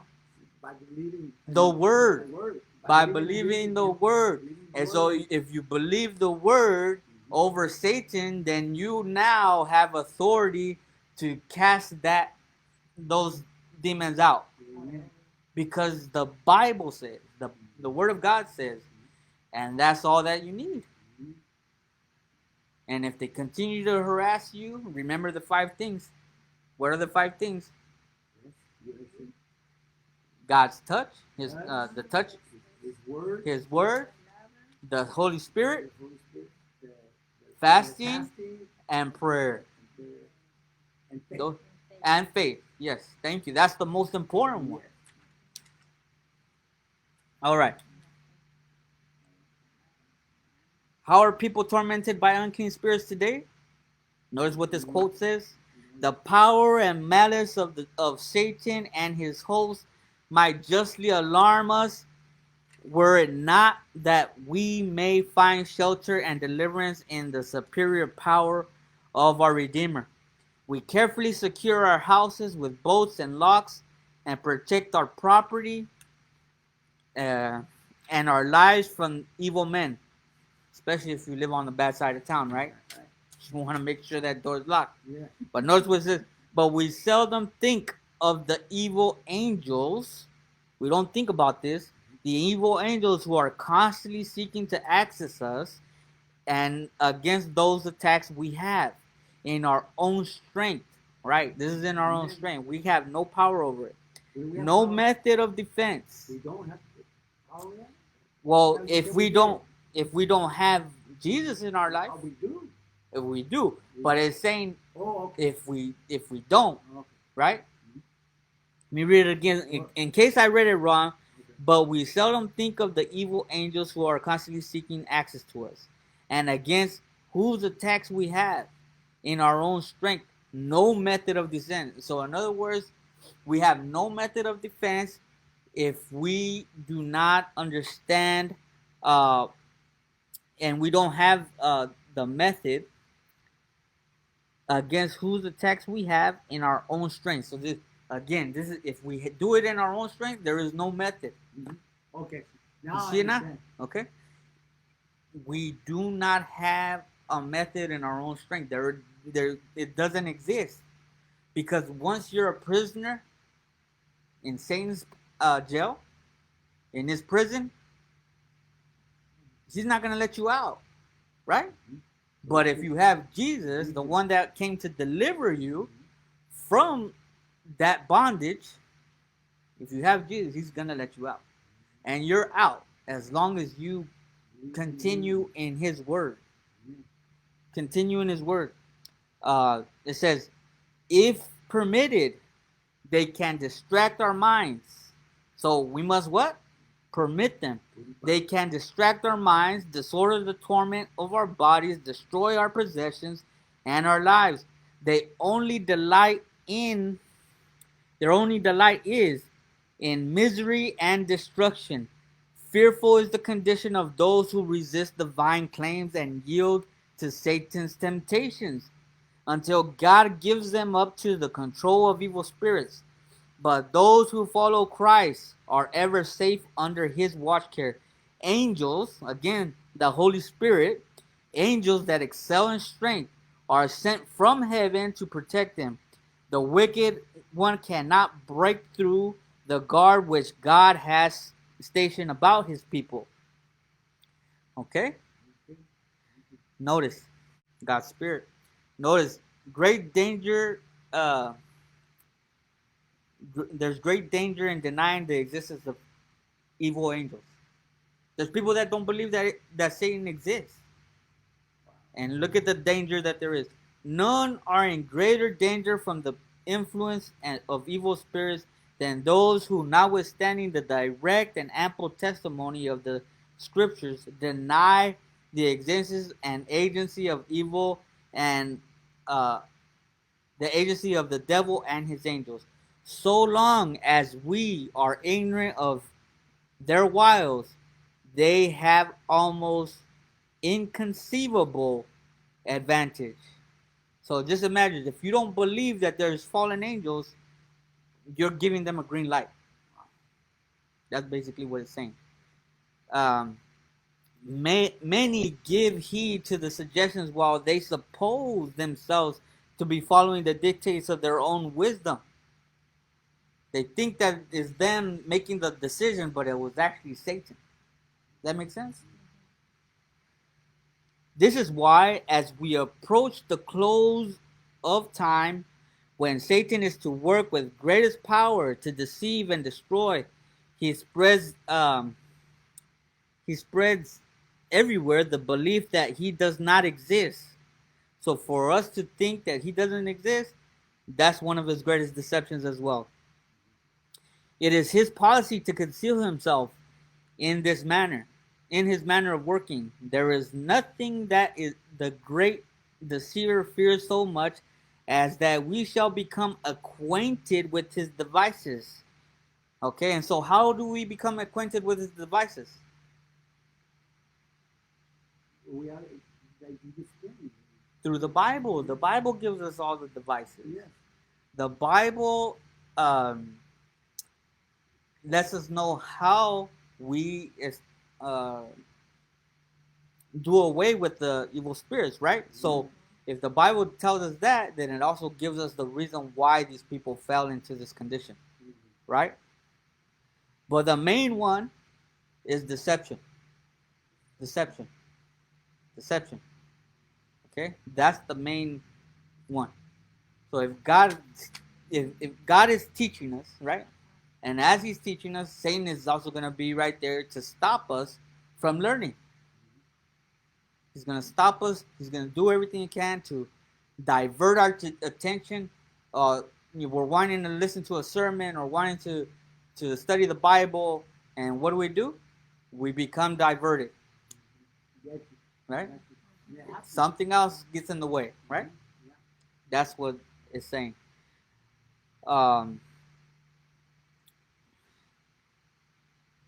The better to disguise his real character and purposes, he has caused himself to be represented as to excite no stronger emotion than ridicule or contempt. He is well pleased to be painted as a ludicrous or loathsome object, mishapen, half animal, half human. The the drawing that people have made about him, a red horned, half man, half beast. He loves that. He is well pleased to be painted this way. He is pleased to hear his name used in support of mockery by those who think themselves intelligent and well informed. All right. Okay. This world is a vast Lazar. We're down at the very end. A Lazar house is hospital quarantine. Those of us that know what quarantine is, right? Quarantine, right? COVID-19 quarantine. So that's what a Lazar house is, but it's a hospital, just to be quarantined. Okay. The world is a vast Lazar house, but Christ came to heal the sick, to proclaim deliverance to the captives of Satan. He has in himself health and strength. He imparted his life to the sick. He afflicted those possessed of demons. He turned away none who came to receive his healing power. He knew that those who petitioned for him for help had brought disease upon themselves. So we're talking about those that had sicknesses, those that had mental sicknesses, um, uh, those that were possessed by demons. They brought it upon themselves. But this is not the case. Let's not get this confused with those that have their houses being invaded. That is a whole separate case. That right there has to do with Satan wanting to deceive. In this case, he's wanting to destroy. He's wanting to cause the life of these individuals to end. And this is why he possesses them. But it says that we allow it. We allow it. And it says it came. They brought it upon themselves, yet he did not refuse to heal them. And when virtue from Christ entered into their poor souls, they were convicted of sin. And many were healed of their spiritual disease as well as their physical maladies. The gospel still possesses the same power. And why should we not today witness the same results? So, the same God that was there, Jesus Christ, while he was there here on earth doing all of this, the Bible lets us know that this is the same power that we have today. But we must choose. I think that's the word that has been emphasized the most today. It's a choice that we make, right? Notice, spiritualism is the new witchcraft. The very name of witchcraft is now held in contempt. Contempt is not seen in a good light. It's is a bad thing, right? That's the way we see it now. The claim that men can hold intercourse with evil spirits is regarded as a fable of the Dark Ages. But spiritualism, which numbers its converts by hundreds of thousands, yea, by millions, which has made its way into scientific circles, which has invaded the churches and even has found favor in legislative bodies and even the courts of kings. This mammoth deception is but a revival in a new disguise of the witchcraft condemned and prohibited of old. Satan beguiles men now, and he beguiled as he beguiled that Eve in Eden by exciting a desire to obtain forbidden knowledge. Ye shall be as gods. He declares, uh, knowing good and evil. But the wisdom which spiritualism imparts is that described by the Apostle James, which descended not from above, but is earthly, sensual, and devilish. The prince of darkness has a masterly mind, and he skillfully adapts to the temptations of men of every variety of condition and culture. He voluntarily yield, excuse me, he works with all deceivableness of unrighteousness to gain control of the children of men, but he can accomplish his object only as they voluntarily yield to his temptations. Those who place themselves in his power by indulging in their evil traits of character little realize what their course will end. The tempter accomplishes their ruin, and they and then employs them to ruin others. Okay.